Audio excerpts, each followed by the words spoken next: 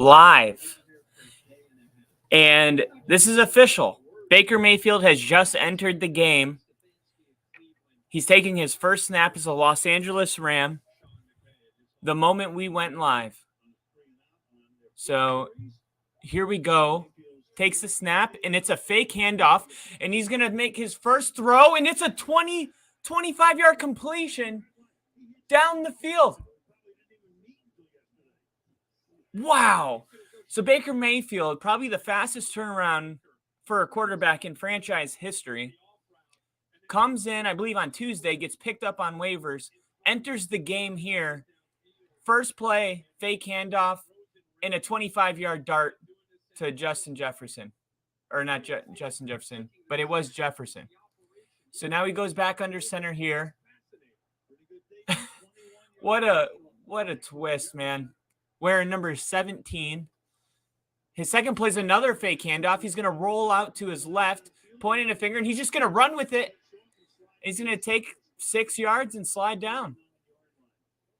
So here we go. This is the boost that the Rams obviously were looking to get when they turned to Mayfield so quick.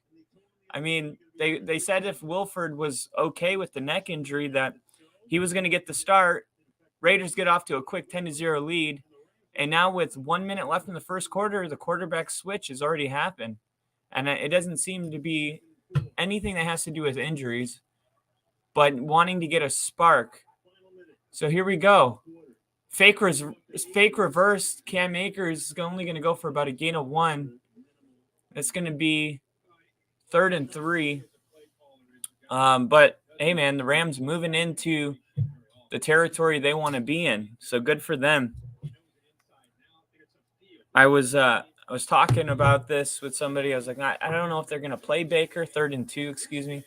Didn't know if they're going to play Baker. It just seems so quick. You know, does he even have the playbook? That has there been enough time? You know, obviously, it seemed like a backup quarterback getting a lot more reps would be the better decision. But here we go, Baker, 3rd and 2. He's going to launch one downfield, and the crowd wants a PI. I think there should have been, and there it goes. So now this pass interference, we'll see what they call if it's PI. This is going to be a 35, 40-yard penalty, and it's going to put the Rams in the red zone.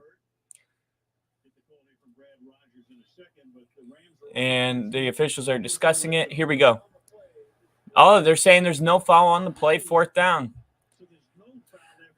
I guess they're going to say that he was playing the football. It looked like he was playing the receiver. Sean McVay's not happy about that. I wouldn't be either. I don't really think the receiver ever had an opportunity to make a play on this.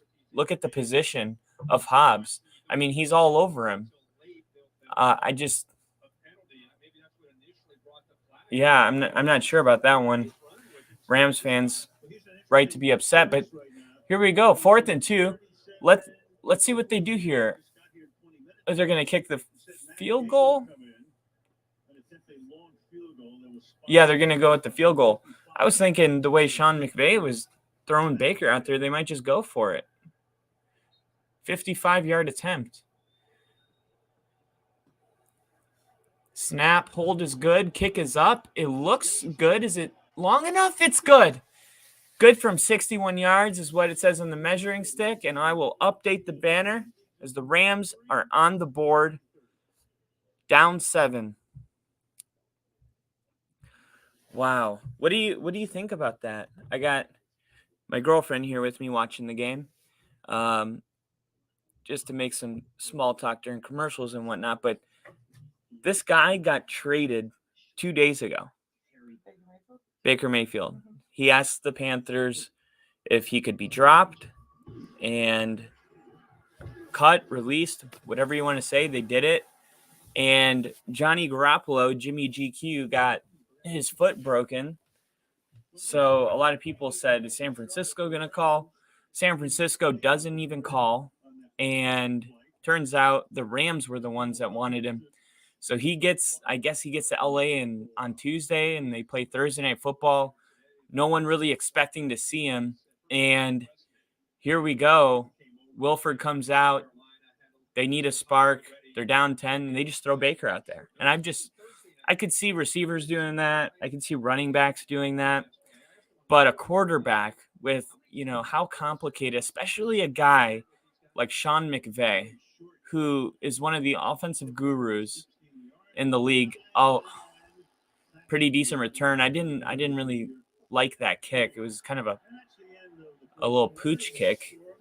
So what was like the main reason for him wanting to leave?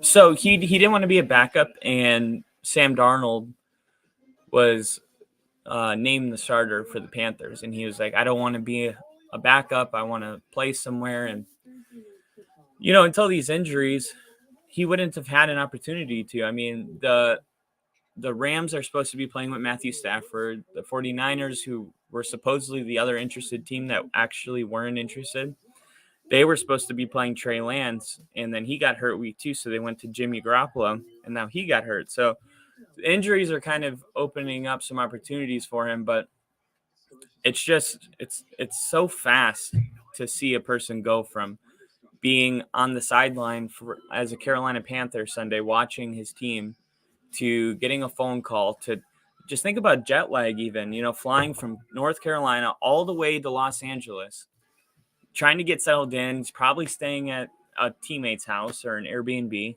Let's be real. Like, he didn't move in anywhere. Probably trying to get contract things settled, the physicals that you have to do. I mean, there's just so much to it. And then he probably just got fitted for his uniform, and then they throw him out on the field. It's just, it's funny, and it's even better that it worked, because I think for a lot of people, we kind of want Baker to succeed, because he gets drafted to a team that is known for going 1-15, 0-16. The Cleveland Browns have been the worst team in the NFL for people in their late 20s, and that's what we remember them as. And they draft Baker Mayfield with the first overall pick, and Baker takes them to the playoffs. They did have a good roster, but the Browns were no longer the laughing stock of the league. And then you got this trade for Deshaun Watson. While they had Baker Mayfield, they trade for, a guy that sexually assaults women. And then they cut Baker. And I don't think anybody really liked that. So then they're like, oh, I hope he goes to Carolina and he, lets him have it. And he just has a really good year, good season. And he didn't. But that team, they fired their head coach. Wasn't really a fair scenario to try to prove he's a good quarterback. And, that's why he just asked to be released. And now he's taking these snaps. So to go out there and provide a spark right away like that, I think a lot of people are rooting for him.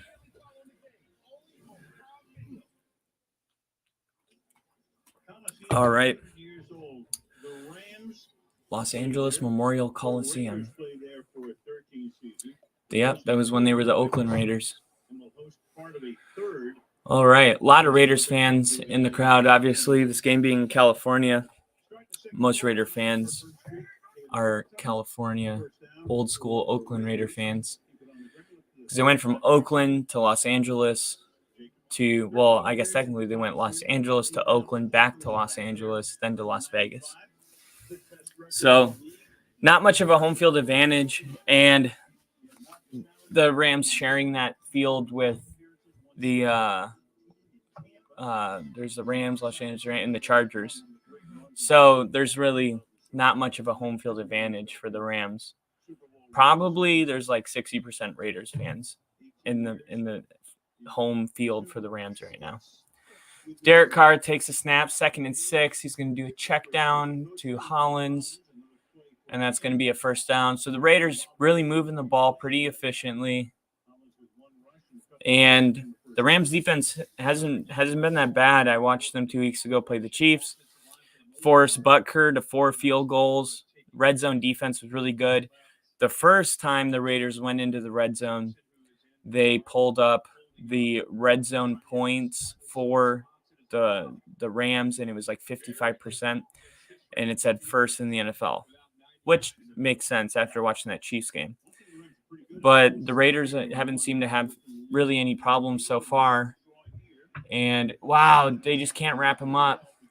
Josh Jacobs just runs straight up the middle, but there's a flag on the play here. About to get in past the 50-yard line almost.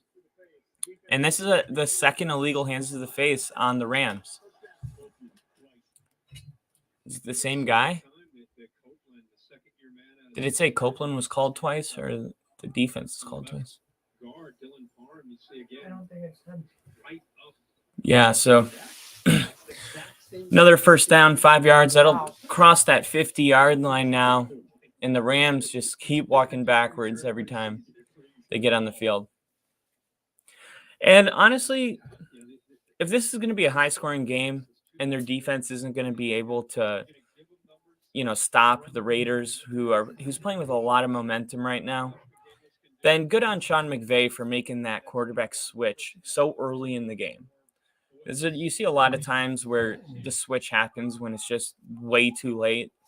It's like, okay, it's 31-7. Now you want to make a switch. I guess Wilford didn't have much opportunity there to, show that he could bounce back, because sometimes quarterbacks start slow and they end hot. But Sean McVay just diagnosing really quick what kind of game this is. Okay, the Raiders are going to score a lot of points, and we don't have time to wait for you to get hot. We'll try somebody else. Baker comes in. They get something going. So if this does end up being a high-scoring game, McVay is going to look very smart for making that switch. And Carr's going to snap it here. Almost at the 40-yard line of the Rams. It's 2nd and 5. They're just going to hand it off and do a wide receiver reverse. Hollins has space. He's running 10, 20. He's going back outside. It's going to be like about a 25-yard run, I believe. Yeah, I was just about to say Josh McDaniels is really deep into the playbook right now. So he just does a handoff. You don't really see reverses like that very often. Usually they come all the way around from that edge wide receiver spot. And this was the slot receiver. Just kind of turn around and take a handoff. I mean, it's a really unique wide receiver. Yeah. I haven't seen that toss very often. Yeah, super, super unique. So they're going to send Devontae Adams in motion. He's just going to come back over, just trying to see. Oh, it looks like Bobby Wagner had his hand up. Carr's telling him to go. It looks like that's in the area of Cole Sr. And looked like that was good enough for the first down, right? I don't know if both of those were. I'm pretty sure they were okay. Oh, no, it was a catch. Just, yeah, right after the other line. I couldn't remember if it was before. So here we go. The Raiders, I believe, what are they? I believe, yeah, red zone again. They have to shut them down now or it's going to get ugly fast. So, yeah, 15-yard line. I mean, if you can hold them to a field goal here, that'd be solid. Still keep it a 10-point game. Got a man in motion. He was running with a full head of steam. You almost knew he was getting the ball. That was not a lackluster motion. That was a motion with a purpose. 2nd and 4. That's really where you want to be against a good red zone team, because it kind of keeps the playbook options open. You can run it on 2nd and 4. You also have to respect the pass. It's hard to be in the red zone on 3rd and 10, but I wouldn't be surprised to see them run the ball here as effectively as they've done it. They get a first down, and even if it goes for 2, 3rd and 2 would be nice, but McDaniels is always cooking some. And that's the one thing that you couldn't do is take a loss of 4 or 5 yards. We'll see what the flag is. If it's holding, it'll be interesting to see if they accept it. Yeah, it is holding. So what do you do here? Do you go up there at 3rd and 11, or do you do 2nd and 14? Looks like they accepted it. The announcer's not discussing that there was much of a thought, but I think it is a good question to bring up. I mean, 2nd and 14, if you have a 7-yard pass here, or what did they call them, 3rd and 9? So they did decline it. Okay. They just didn't discuss it, but so they declined it. That's probably what I would have done.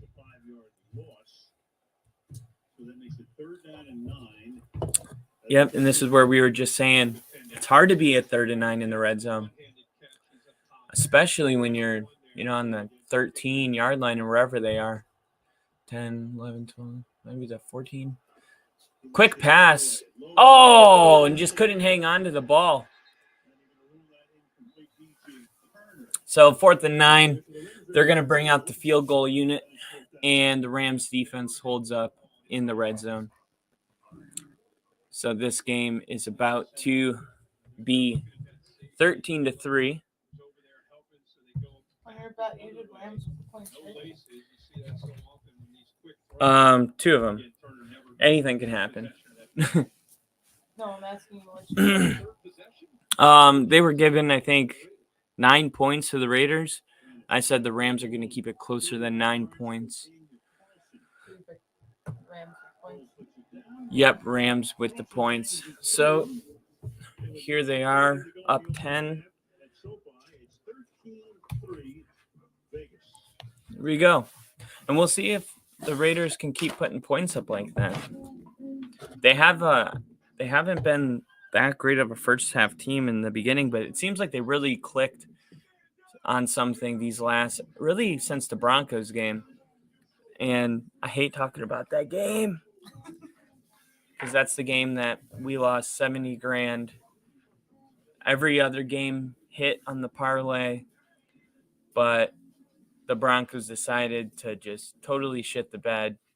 I mean, that it was so hard for them to find a way to lose that game.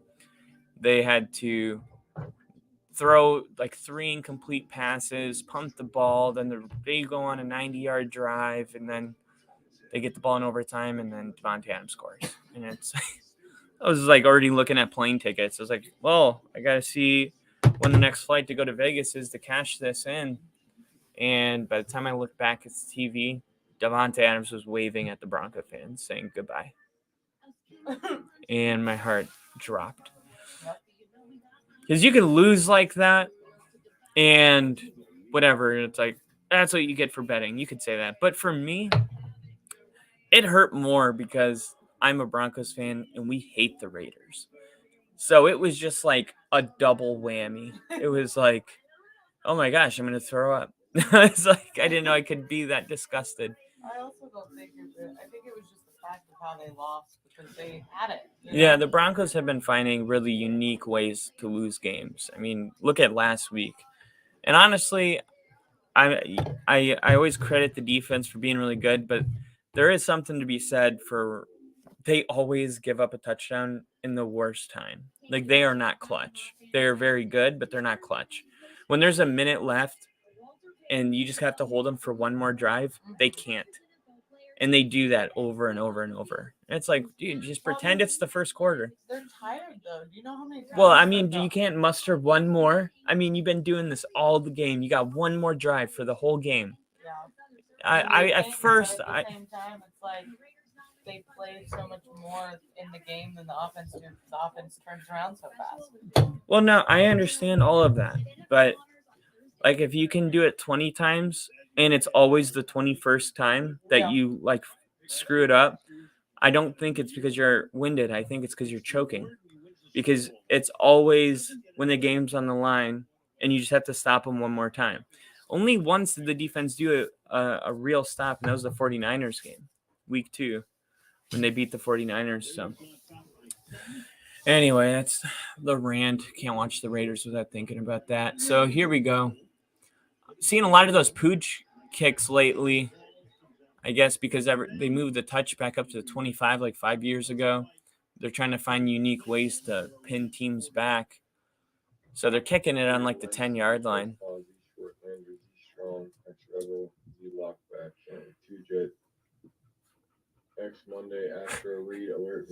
I think they're trying to show, if you're watching the game, you're seeing the play that they're calling. I think they're just trying to show how complicated this offense is and how impressive it is that Baker's out there right now. Yeah, and that's what they're doing. So Baker's going to send a man in motion here. You know, you come out once and you have a couple good plays, but can you do it again? You see the spark a lot, when teams are losing or, whatever. But it's one thing to actually maintain the the good vibes, the change of energy. So really excited to see what Mayfield can do here on this drive. Can you get him out of here? Sorry, my animals are just huffing and puffing and growling, trying to have a professional show here. But the whole Baker Mayfield thing is, I think, in his favor, because in a way he's got nothing to lose. He's just kind of at this point in the season playing for a team that has no real playoff hopes. I mean, obviously it's really between the 49ers and the Seahawks, but I feel like Baker kind of has the pass right now to just play loose. And honestly, for a guy that just got benched for Sam Darnold, he's probably just really happy to have an opportunity right now to be playing football. And really, if you can get back to just being happy playing football, that's kind of the key. And if you're a Rams fan, that's been a lot of Cam Akers. I mean, Cam Akers having some fumbling issues, and sometimes you just got to get back to, being happy and remembering why you love the game and not getting so caught up in the Twitter and what people are saying about you and the expectations and getting replaced for Watson. I mean, just go out there, be loose, and just sling the ball. Just be you. And here we go. They're going to throw it after 3 runs in a row. And what a great play here. And they're going to go up to the 50-yard line. So once again, Baker Mayfield is moving the football. And this is really nice to see. We didn't see this a lot in Carolina. So he's just going to do a fake handoff to Akers. Real comfortable in the pocket. Credit the offensive lineman for giving him some time there. And hit the receiver in stride. And here they go. If they're not already on the 50, they're about to cross it. I think they're on the 49. No, they're past it. In Raiders territory on the 45-yard line. Oh, the blitz came. At least he didn't take a sack way back there. He just tried to get as many positive yards as he can. Probably going to go down as a loss of 2 or 3. We'll see what they do here, 2nd and 13.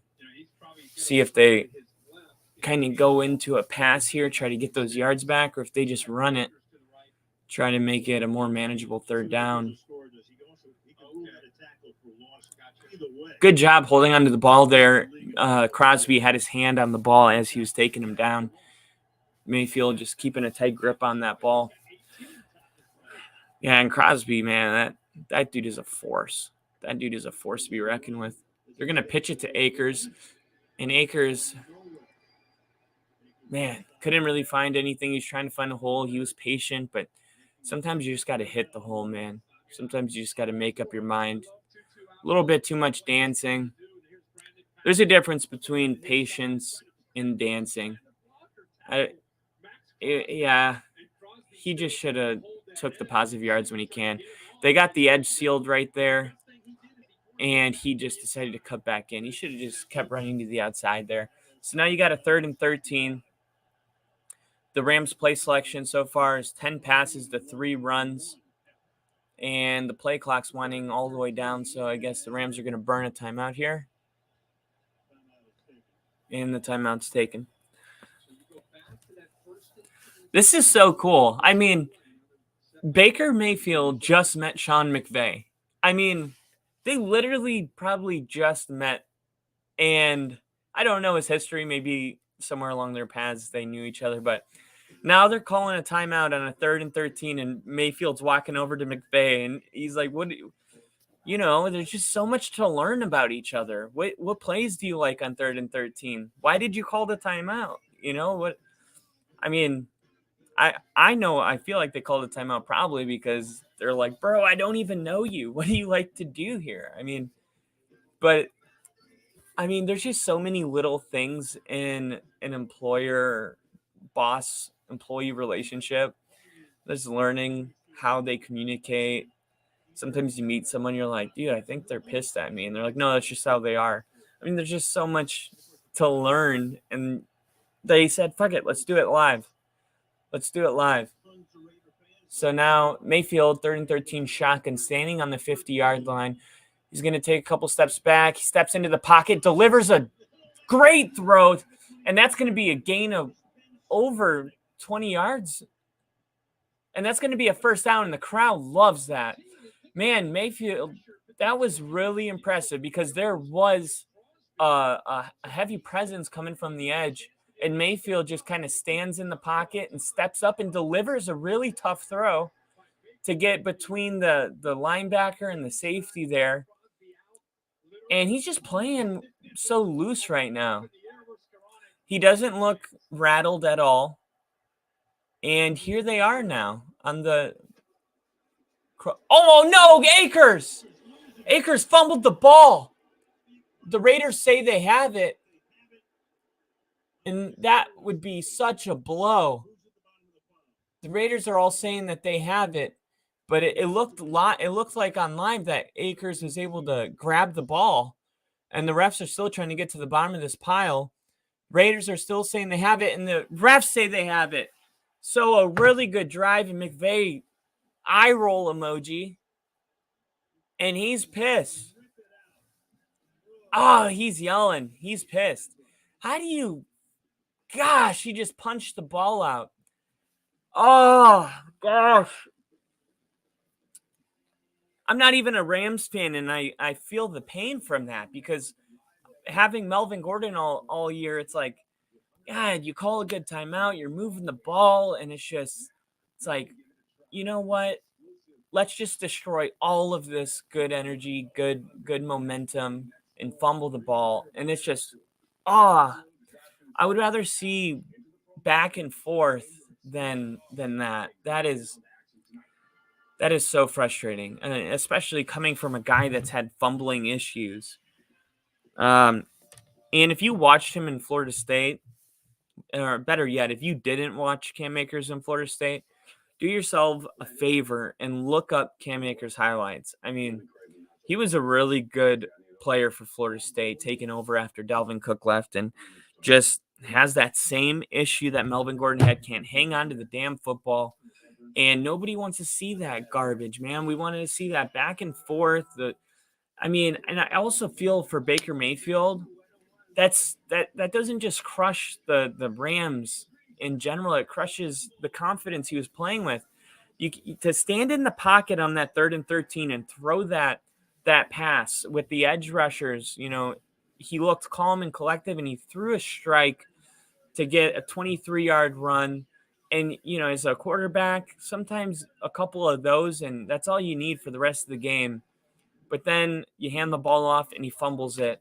And now you get to go stand back on the sideline and throw passes to the backup quarterback. It's just, nobody can afford to do that. You're down 10 points and you're putting your team in position to maybe even score a touchdown. But either way, if you get the field goal, it's a one-possession game. And now you give the Raiders the ball back, who have had no problem moving the ball. And if they get a touchdown, now all of a sudden it's 20-3. I mean, this is what they call gap plays, game-altering plays. And it's frustrating as a fan to see it happen because you just kind of – everybody wants to see a good, competitive, close game, especially those back-and-forth games. And, God, now the Raiders come back out, potentially – have a chance to make this game look way worse than it was about to be. 34th forced fumble. That's a shit ton. Forcing 34 fumbles. That becomes like one of his perks. If you play Call of Duty, you have your like perks, like sleight of hand. His perk is forcing fumbles. So look at this. He just punches the ball straight out if you're watching it on TV. And look, right here, it looked like that's what I said to you guys way back then. I was like, look, it looked like he recovered his own fumble. And if you've played football, you know what happens under those piles, the pinching and the biting. And what you see on camera is not usually who comes up with the ball by the time the refs pull the people off. and all you got to do is hold on for your life. But there was way too many white jerseys in that pile for Cam Akers to come back with that. So here we go. Just talking, I guess, some playoff pictures. The Raiders are 5-7 right now. After starting, I believe 1-7 or 2-7. So honestly, they have put themselves back into the playoff picture, especially with the Chargers playing as bad as they have been lately. And the Chargers are a team who their record is better than they are. And time will tell that story as the weeks go on. I mean, it'll start on Sunday night when they lose to the Dolphins. But the Raiders went out, and I don't see any reason a 10-7 team couldn't make the playoffs. But is it realistic? No, it's not realistic, especially the matchup with the Chiefs they have. The Broncos game, obviously, they're done with the Broncos. They swept the Broncos in the series, so they're not going to play us anymore. But every game is important for the Raiders right now. And Josh Jacobs totally reverses field, and Jacobs has really become a factor in the last 5 weeks. I mean, you know that Seattle game, he had, I think, 3 total touchdowns and ran for I don't know. He had 48 fantasy points. So if you play fantasy, just know that he almost had 50 points. And ever since Josh Jacobs became a major part of the Raiders offense, they've been winning football games. So I think almost Josh McDaniels maybe came to, the Raiders and got a little too cute with the play calling. Let's, try to be unique and different.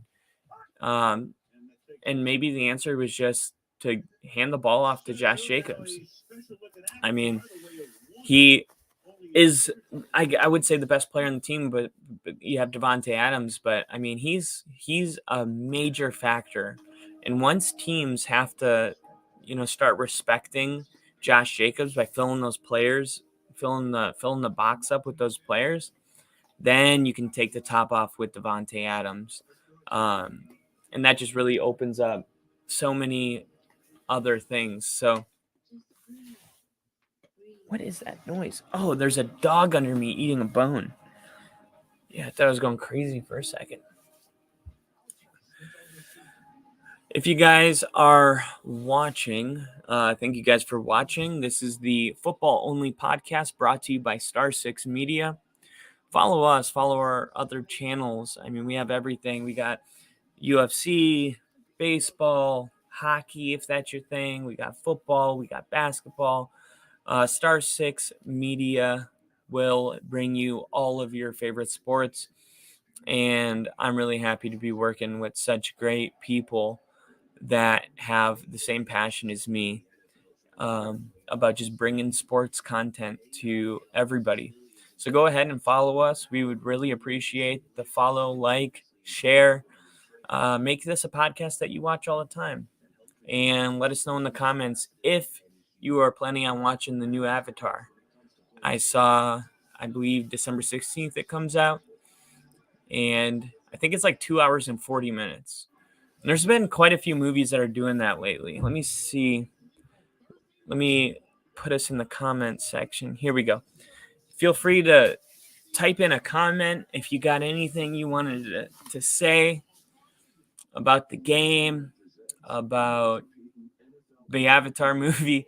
There's been quite a few movies that have been extremely long lately. You got the Devotion movie with the airplanes.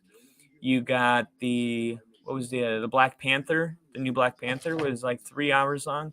And then you got the Avatar movie. It's 2 hours and 40 minutes. So quite a good bang for your buck if you're planning on seeing any of those three.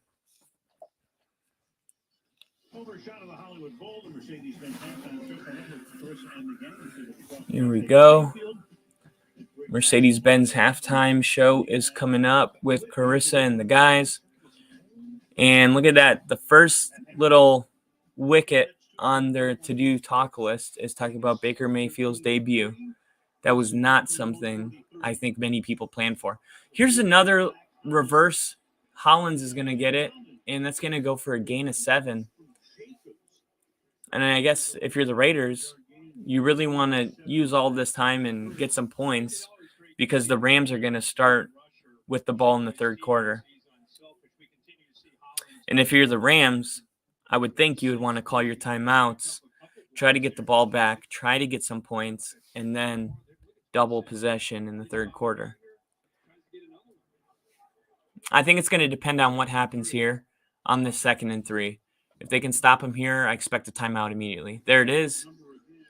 And they are stopped. 15. All right, there's the timeout. And the timeout, let's see. They're not telling us who called the timeout. I think the Raiders called the timeout. And if it was the Raiders that called that timeout, that's their 2nd timeout.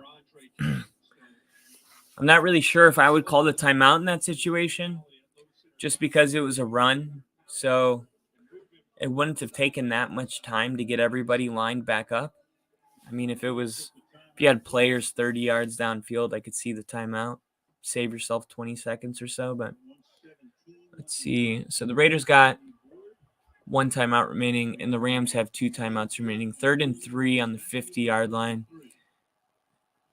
And Derek Carr takes the snap. He's looking for Adams, and Adams with the late hands. Now, this is what people mean when they say late hands. You got a guy running straight down the field, and Ramsey lined up. Yep, Jalen Ramsey's lined up on him, and he's just playing the receiver here, right? But without putting those hands out, oh my God, actually the announcer's saying the same thing right now.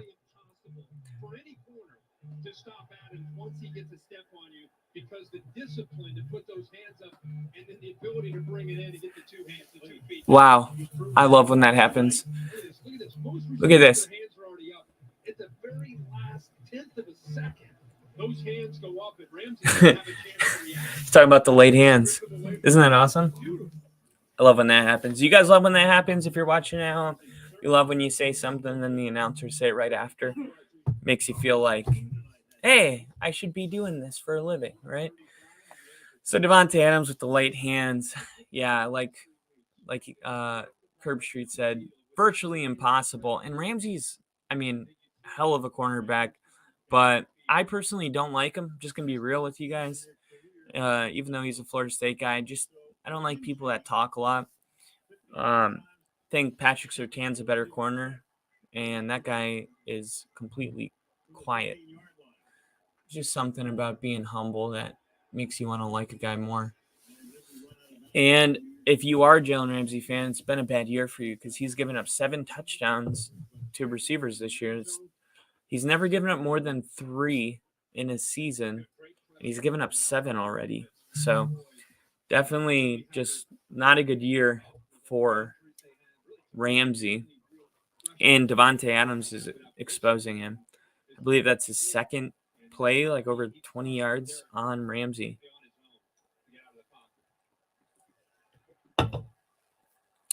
Man, and this is what I was talking about.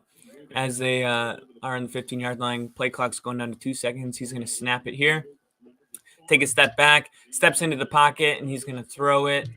This one's only going to go for about a gain of 3 or 4. That goes back to Adams. I don't think you have to call. Well, I guess it's 3rd down. You want to make sure you got a good play call here. But after that Cam Akers fumble, I was telling you guys, I was like, you know what's a bummer about that fumble is that the Raiders scored here and it's 20-3. And if all you knew was that the Rams played Baker Mayfield and the score is 20-3, you would think that he's not having a good game. And that couldn't be further from the truth. And that's what was so deflating about that fumble was it's not just bad for the confidence of the running back, but you want Baker Mayfield to go out there and play with confidence and stay loose. And it's just it's a real bummer if you're a Rams fan that he fumbled the ball in that situation, because it was about to be a 3-point game potentially, and now you're looking at maybe a 17-point swing or a 17-point lead. He just tosses it up and it's picked off. He can get up and run, and he goes down. That's huge. That was huge for the Rams, and I don't know why Derek Carr threw the ball like that. Oh man, was that Bobby? Oh no, that was Jones. Wagner's number 40, I think. Or no, Von Miller was number 40 last year. One-handed it. Look, it just looked like he threw the ball up to like really no intended receiver. I mean, you just can't be that careless. So back-to-back teams just don't want to capitalize on their red zone appearances. They just want to give the ball right back, which is great for the Rams. So here we go. No score to update. We're going to stay at 13-3 and go into halftime. Rams are receiving the ball. Hopefully they can drive down, get a touchdown, and we'll have a 3-point game. So far, this has been a good game. This has been a fun game. Not really high scoring, but it definitely could have been a lot higher scoring than it's been. And really interested to see what the halftime show has to say with Carissa about Baker Mayfield, because that is the surprise of the night. And the minute he ran out on the field, we hit that live stream button. So you can always count on Only Football to be there for history. So go ahead and like and subscribe so you don't miss out on anything that we do. Josh Allen, Gillette, the best a man can get. If you shave like that, you should just stop shaving. You just like drew an S.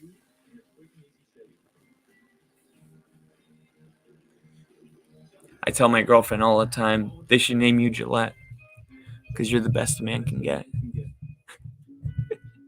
That one's free.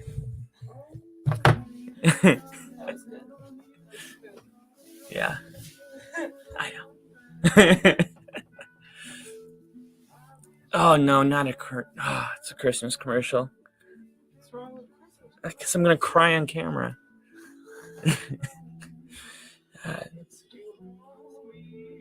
It's just the music. Your eyes are even getting red. I know. Do you guys cry in Christmas commercials? I don't. That's so weird that you guys do that. What? I can't tell if you're having an allergic reaction or if your face is... Well, I'm just hot. Oh, okay. Well, and I was just rubbing my eyes. Okay. No, I'm not having an allergic reaction. Oh, so you got hit. Derek Carr. Such a strange looking guy. All right. So Mayfield comes back out. Can you crack that for me, please? It really looked like that ball actually wasn't placed too bad. Is it just...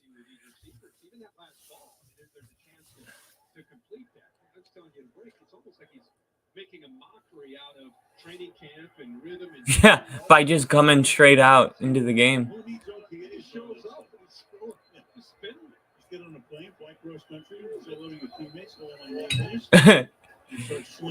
Oh, that's got to be... Oh, they're calling that perfect. That almost looked like that could have been a flag. So here we go, 3rd and 10, 41 seconds.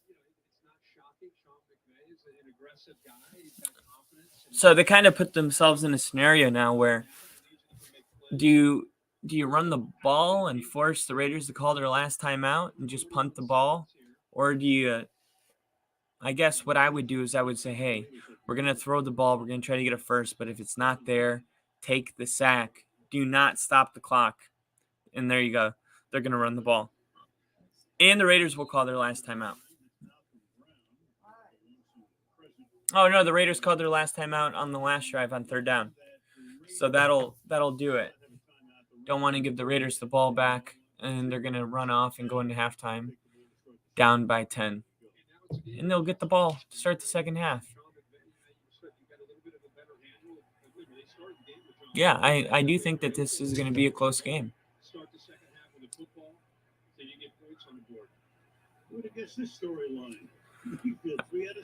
I really hope Baker keeps this confidence going.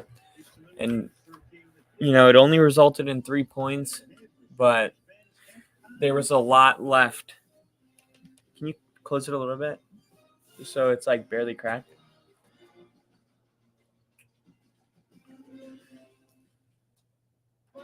Thank you. Perfect. All right, guys. Let me know what you guys think in the comments of the game. Who are you guys going for? Do you have any bets in on this game? We are going. I got the Rams. Rick has the Raiders. And I have the Rams potentially losing, but I took them with the points, which I believe was 9. They were giving the Raiders 9. I'm going to open up DraftKings real quick and confirm.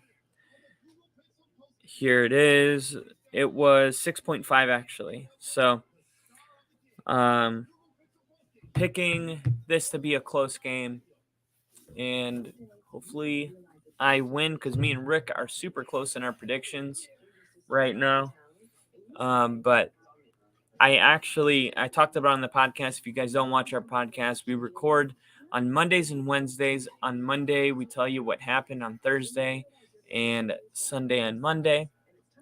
We shoot that episode right after Monday Night Football, do all of our post-game debriefs, and then on Wednesdays, we talk about the games that are right ahead of us, including the Thursday Night Football game where Rick took the Raiders to get the win, and I said I like the Rams with the points, the plus 6.5. And it was because I thought Sean McVay said that if there was any injury to Wilford, that Baker Mayfield would get to play. And I was like, well, the neck injury seemed a little more severe, and I said I like my chances of Baker getting the start. What I didn't expect was that Baker would go out there and it would have nothing to do with injuries. That is something that I wasn't expecting. So Baker just being out there right now, I'm happy about it, but totally something I wasn't expecting. I believe he is, I think, 3 for 6 right now. Let me pull up the official stat line. Here we go. Tune in, stats. Right now, Rams, Baker Mayfield is 3 for 6 for 65 yards. Came out, the Raiders were down 10, and the Raiders, there we go. And I see y'all in the comments. Grassi Posse Raid, Tom Grassi Raid. Yo, I love Tom Grassi. I'm a big Brandon Perna fan actually, and he does a podcast with Tom Grassi called GPS. I can't do it quite as good as them because I'm not Brandon Perna, nor do I want to be because he's a Broncos fan. I'm just playing. So yeah, I just the Raiders coming out here and just kind of it looks like they dominated the game, had a chance to go up at least 16-3, and they weren't able to do it. So what do I make of this game? I think that this game could have been a lot closer. Cam Akers with another just unfortunate fumble. Not really sure how Cam Akers is having the same problems that Melvin Gordon is having. I think that he might be channeling his Melvin Gordon, and as you can see, Melvin Gordon got cut by the Broncos. Cam Akers is having the same problem, but I hope Baker Mayfield doesn't lose his confidence. He's got to go back out there. He's got to stay with that confidence that he's out there right now, because right now he's my big dick patron right now. He just came out there. He literally just jumped on a plane, flew into LA, was like, wait, these are my teammates, shook a couple hands, and went out and started slinging the ball. And I think the announcer said, yeah, he's totally making a mockery of OTAs and everything else. So I'm seeing in the chat, what is it? We got the Rams are going to win the division this year. I don't think so. I'm pretty sure that's going to be the Seahawks or the 49ers. But personally, I'm thinking that it's going to be the 49ers with that defense, even if they don't have a solid quarterback. You saw what happened on Sunday with Jimmy Garoppolo exiting the game. It didn't look like it even mattered. It didn't even look like they took a step back. So we got whoop. We got go Broncos, go. We got Raiders. We got Duval. No, how do you guys even know that I'm from Duval? Now that's what I want to know. And he's like, I don't. Oh man. Thank you guys for coming in. Seriously, this means so much that you guys have showed up for this live stream. I can't thank you enough. We really appreciate it. Go ahead and give us a like, follow us, subscribe. We have produced 90% more football content than every football podcast in the YouTube world right now. So we are making episodes on Monday and Wednesday. We're live streaming games, and this is a dream come true to be doing this with you guys. And I really appreciate you guys following us and giving us a chance to be able to do what we love for a living. So, all right, let's get back to the game. Who do you guys have winning the NFC West? Do you have the Seahawks or the 49ers? Oh, thank you, K. Thank you, K. Barron. Great stream. Appreciate it.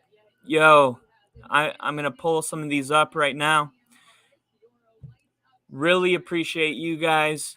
Oh, go Chiefs. Hey, I'm going to tell you guys a really quick story because I got a chat that says go Pack go.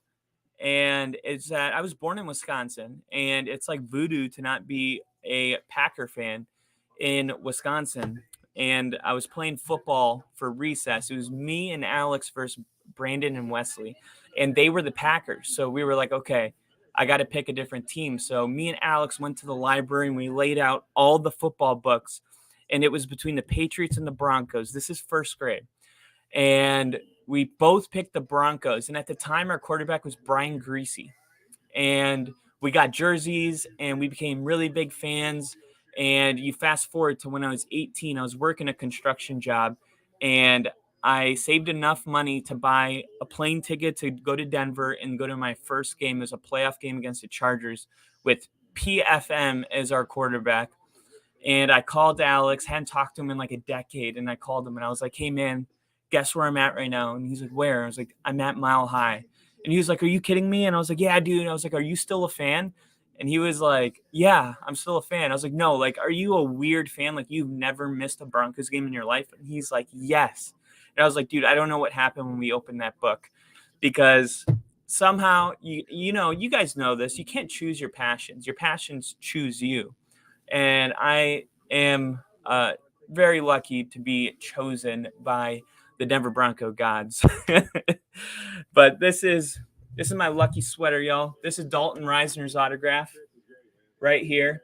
I got this autograph at the Seahawks game. I took off my shirt and I was waving it like this. And he was like, I can do one. And he ran over to me and he signed it. I'll be staying, dog. Don't forget the little guys when you make it. Look at that. From 200 to 20 viewers. They can go back. You're my dude now. Dude, thank you so much, man. Seriously, I'm I really, really appreciate it, man. I'm not really I'm not really a crier, but I appreciate this more than you guys could ever know. Really do. I'm staying too. Man, I appreciate you guys. Let's do it. Let's do it, man. I really appreciate you guys. So, all right. This is a lot, man. So Jalen Ramsey is, as a Florida State guy, I've always been a fan, but not of really Jalen Ramsey. Just I don't like his style. Like, I like Patrick Surtain, and I like guys that go and get. They just go to work and they don't really talk a lot, but they don't have to say much. Like PS2 is one of the best cornerbacks in the NFL, and I know he had the bad game against DJ Moore when they played the Panthers, and that's going to happen. I mean, that's bound to happen once in a while. And the only reason it stands out so much is because the expectations have been so high for PS2. But Jalen Ramsey having an off year, he's given up 7 touchdowns to receivers. And I believe they said he never gave up more than 3 in a single season. And now here we are, week 14. He's already given up 7. So this is not a good year for Jalen Ramsey. It could be about the injuries and whatnot. But Devontae Adams does seem to just be cooking them. And a lot of people kind of hyped up the matchup between Devontae Adams and Jalen Ramsey. And for good reason. You got a top 5 wide receiver in the NFL and a top 5 cornerback going at each other. But Devontae Adams, I'd say, is kind of just taken over that matchup. Hasn't really been that close. And the coverage has been pretty good. Like you had the late hands on the sideline. That was like on I believe it was a 3rd down when the game was closing down into the second half. And then you had the one-hander that he caught. And look, I saw Devontae Adams do this to Patrick Surtain. And you couldn't have played the coverage any better, but that's what good receivers do.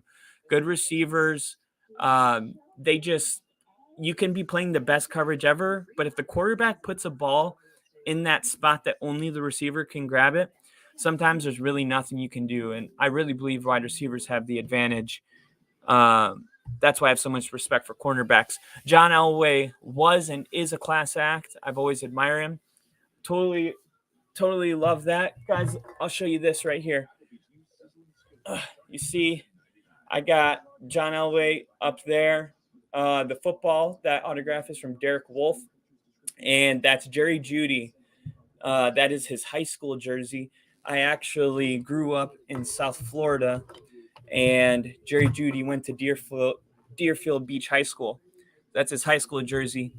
But yeah, mad respect. And the Chicago Bears stuff, as you can see, I'm not a Bears fan, but the guy I shoot the podcast with, Rick, is a Bears fan. So everybody pray for Rick. He's had a really tough couple decades. His favorite quarterback for the Bears, Jay Cutler. Who's your NFL and NCAA teams, my brother? Thanks for the question. I am a Denver Broncos fan. That is first and foremost. I would say my number 2, I root for the Green Bay Packers, but the moment the Packers play the Broncos, there's no question. I am that diehard of a Broncos fan. And for college football, I cheer for Florida State. I just always grew up in a Florida State household with my dad. So not going to be honest with you guys. I'm not like huge into college.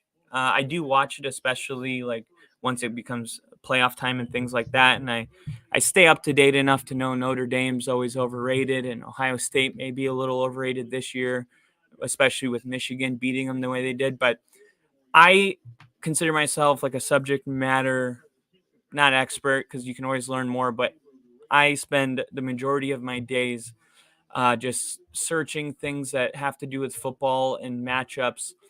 And if you follow our podcast, then you know that, because I'm always looking for fun algorithms for you guys to place some good bets. And as I say that, the ball is kicked off and the third quarter is underway. The Rams are going to catch you at the 1-yard line. And that kick has been getting them. That's happened 3 times, twice by the Raiders and once by the Rams. They're not kicking it deep into the end zone. They're kicking it on the 2-yard line. And they try to take it out and they get stopped behind the 15. So they interviewed McVay here. And he's talking about Baker getting points on his first drive, and then on his second drive, the fumble happening. Excuse me. Yeah, and that's really why that fumble was so detrimental, was because it came at such a bad time. Baker Mayfield sends a guy in motion. He's going to fake the handoff, drops back, and he's going to throws it at the feet of Jefferson. And I mean, look, there's going to be some timing things. So it's going to take a little bit of time.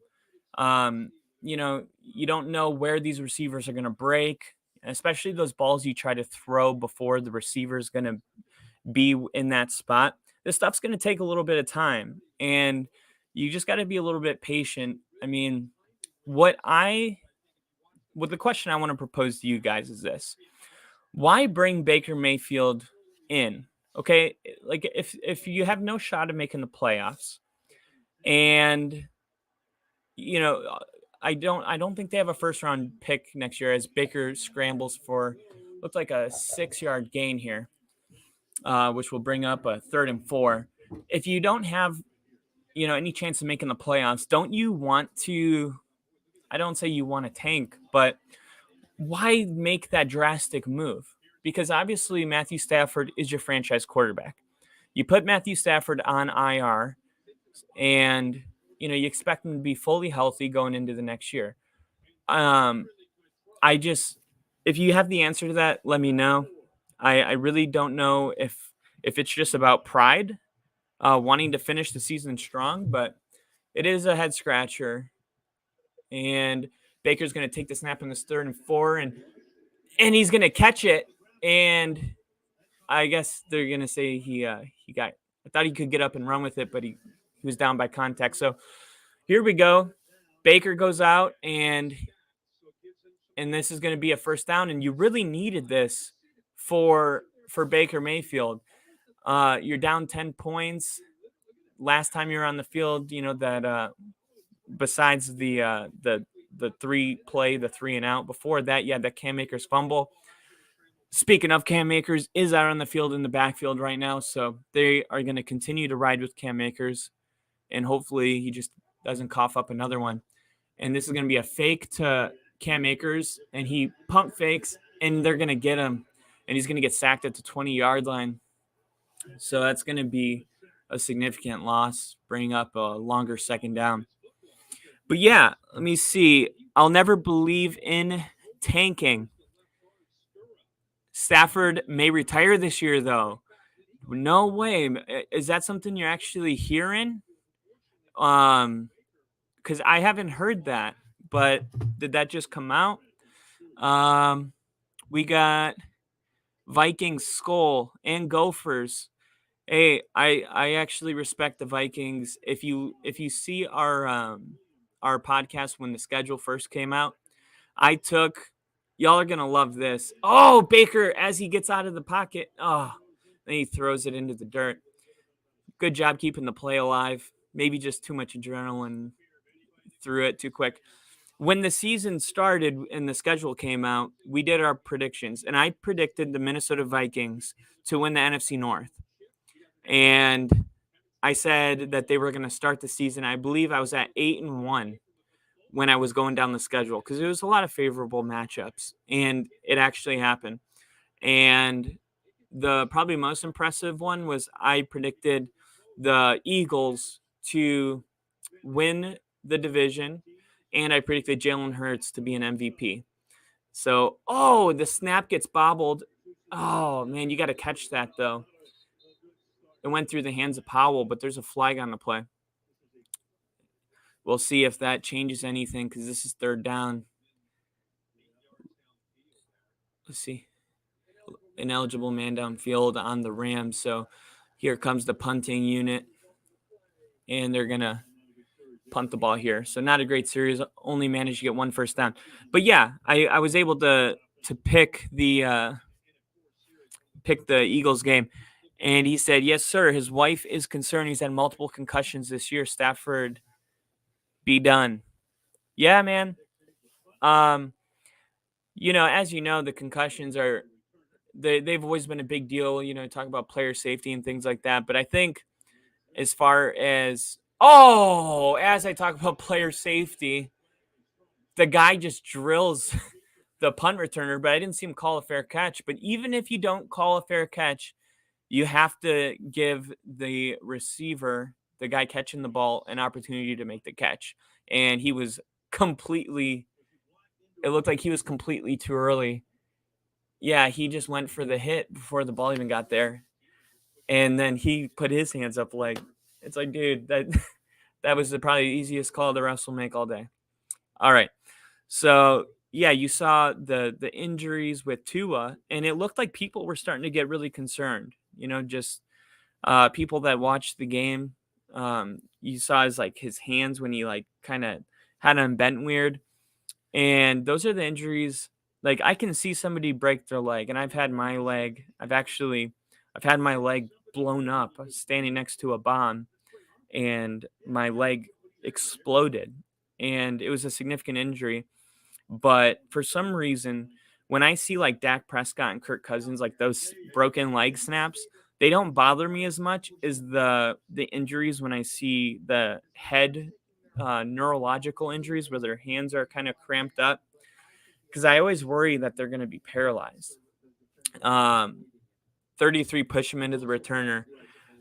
I saw that, but it also looked like he wrapped up too. So I was like, why wrap up if you're getting pushed into the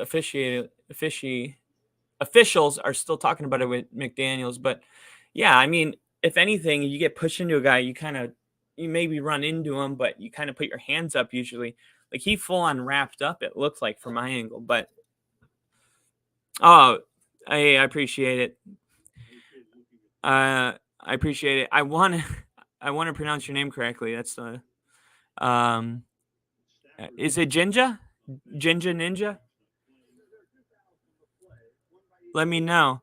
Nathan Van Eck said, yeah, I mean, Minnesota is just too good. Coop was the best receiver last year. Debatable. But now, no doubt, it's JJ all the way, baby. You know what? And I totally agree with that. I think Justin Jefferson is there's been a lot of really good receivers, and it is hard to make a top 5 right now, because most people would have Tyreek in your top 5. All right, you would have Stephon Diggs in your top 5. You would have Justin Jefferson in your top 5. You would have Devontae Adams in your top 5. And then it's like, who gets that 5th spot? Because there's a lot of guys that you could make an argument for. You could say CeeDee Lamb. I mean, if you watch him on Thanksgiving, there's a lot of really nice one-hand catches. So what do you guys think? What is your, yes sir, Ginger Ninja? I knew I said it right. Dope. I have red hair. Where the name comes from. Gotcha. Oh, I know what you meant. This is a tough call. Yeah, it really was. And I have a little bit of I don't like to talk about this, but if you guys were watching the what was it Sunday night or was it Monday? No, it was Monday Night Football, and it was the Broncos and the Chargers, and it was in overtime and nobody could score. I mean, the Broncos had the ball 3 times and they punted it back to the Chargers. Well, the 3rd time they punted it back to the Chargers, there was a guy running downfield, and a Charger player pushed the Bronco player into the Charger, catching the ball. And they called, or no, the Chargers were punting it to the Broncos, and a Charger pushed a Bronco into our guy, and he fumbled the ball, and the Chargers picked it up and kicked the field goal to win the game. So yeah, those are really hard, especially watching in real time, to figure out, okay, what do we do here? Did he push, his guy into him? And I really think the Broncos kind of got screwed on that game, for lack of a better term. We got Ginger Ninja. We do, baby. We're going all the way.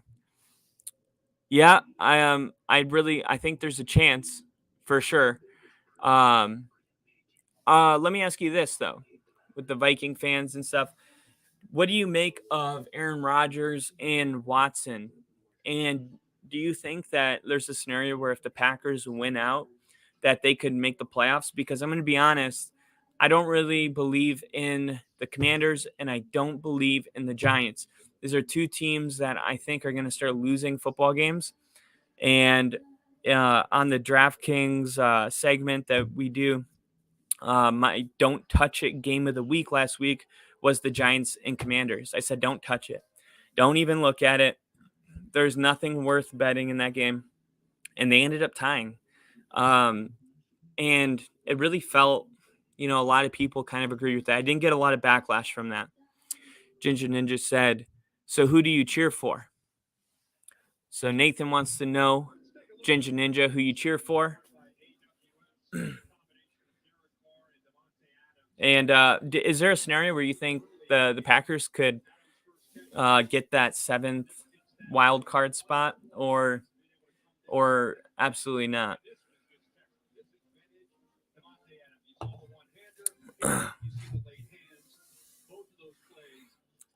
He's talking about the late hands too. Ginger Ninja said, I'm a Colts fan. There it is. I'm a Colts fan. Tough times, but I love Saturday and his fire. I got to agree with that. Jeff Saturday, I saw this funny tweet that was like, Jeff Saturday is the first head coach to ever talk. He said the Raiders were like such a bad team, and then he got hired as their head coach, and then his first game was in Vegas, and then he beat the Raiders. And he was like, he's the first coach to talk crap about a team and then beat him as a head coach the next week. He said, you're spot on. Those teams, Rodgers play this year is puzzling. Yeah, it really is. But it does seem, Rodgers is a guy that seems like he compartmentalizes his football. So like in the off season, he really goes away, whether he's doing ayahuasca in a jungle, or he's in Hawaii, hiking and surfing. He doesn't seem to be really involved in the game much during the off season. And I think what you're seeing right now with Watson getting like 7 touchdowns in the last 4 games, I believe, something like that, is, the connection. He's got a clear wide receiver number 1, and Dobbs is pretty good. But it's kind of, there's some separation now with Watson as emerging as the number 1 guy for Rodgers. So I just wonder, as a fan, maybe if Rodgers, spent a little more time in the offseason trying to establish chemistry with these receivers, would this connection have happened by, week 2, week 3, instead of week 14 with Watson? But now that he has, some kind of guy to be that number 1, and Josh Jacobs is going to, he fumbled the ball. And it was, so Josh Jacobs, he's running the ball. Oh, and it looks like he's hurt also. Are they calling him down? Oh, so, all right. So it's like 2nd and 20, and Jacobs, he gets, what are they calling him, down by contact? I don't think he touched anybody. Oh, okay. So somebody pushed him down, I guess. Yeah, Josh Jacobs just turned a 2nd and 20 into like a 3rd and 2. But then when he hit the ground, the ball squirted out, and they're going to call it down by contact. 3rd and 5, Derek Carr steps back. He's rolling outside, and he's going to run for it. He tries to dive, but that's Bobby Wagner. And if you saw Bobby Wagner tackle the guy with the pink smoke bomb, you already know that you can't run past Bobby Wagner. So it's going to bring up 4th and 1, and this is going to be decision time for Josh McDaniels. And we also haven't seen yet what the deal is with Josh Jacobs, because he left the game when he fumbled the ball. I think he was holding his quad, and he hasn't come back in. So I wouldn't be surprised if they punt it without. Yeah, they're going to punt it. No Josh Jacobs on the 50-yard line. Don't need to give the Rams any unnecessary momentum, but this is good for the Rams. Still a 10-point game, plenty of time, 10 minutes in the 3rd quarter, but they got to go down and get some points now here. So now that we've gone into commercial, I'm going to hit some of these chats up. Ginger Ninja said, me too, but I, as a Vikings fan, know what it's like to get blown out by the Cowboys. Look, like 2 years ago and last year, the Vikings went through tough times and were better. Very true. Let me ask you guys this. Do you think that what Tua has been able to do, you see like the Eagles with Jalen Hurts, big, huge jump, and then Tua had a big, huge jump. Do you think Justin Fields will make the same jump as Tua and Jalen Hurts did? Because I see a lot of talent in Justin Fields. He's a very, very talented young man, but I just don't think things are going to get that much better unless they get a lot of weapons. So I know the Bears are probably going to end up with a pretty decent draft pick. And if I'm in the front office for Chicago, I'm just going to get as many weapons as I can to see what Justin Fields could do. But I think the Colts have everything they need, to be honest. The Colts, they need a quarterback, right? Matt Ryan. And I predicted that in the offseason. A lot of people really liked the Matt Ryan trade. I didn't. I said it reminded me a lot of Joe Flacco coming to Denver. And, you just, after a while, and the Colts are kind of like Denver in the scenario where ever since Luck retired, the Colts haven't been able to figure out their quarterback situation. And ever since Manning retired, ever since Manning left, the Broncos haven't been able to figure it out either. And it is truly shocking that I'm saying this in December, just, 3.5 months after throwing a party because Russell Wilson was our quarterback. So the Colts, though, like the Broncos, have the Colts have a star running back, top 3 in the NFL. You could argue, you got Derrick Henry, you got Nick Chubb, and I would say Jonathan Taylor. And you could put those 3 in any order, but those are your top 3, in my opinion. They got a good offensive line. They have the best passing defense in the NFL right now. They are ranked number 1 in passing yards allowed defensively. So if the Colts can just get a really good quarterback, they're a team that's ready to compete. And I thought that the Colts would be a lot better, and it'll be interesting to see if they give Jeff Saturday next year, 2023, because they kind of just threw him into the fire. Let's be honest about it. They were losing, the players, and then you got the media saying that, there was more deserving people, and there's a lot of noise, and you throw them in to the situation. I don't think it's fair to give them 6 games. Like, if you're just going to give them to the end of the year, I don't think you should do it at all. Like, you should know going into it, and there's a decent little run going. That's not Cam Akers, though. That is the backup. I believe he's a rookie.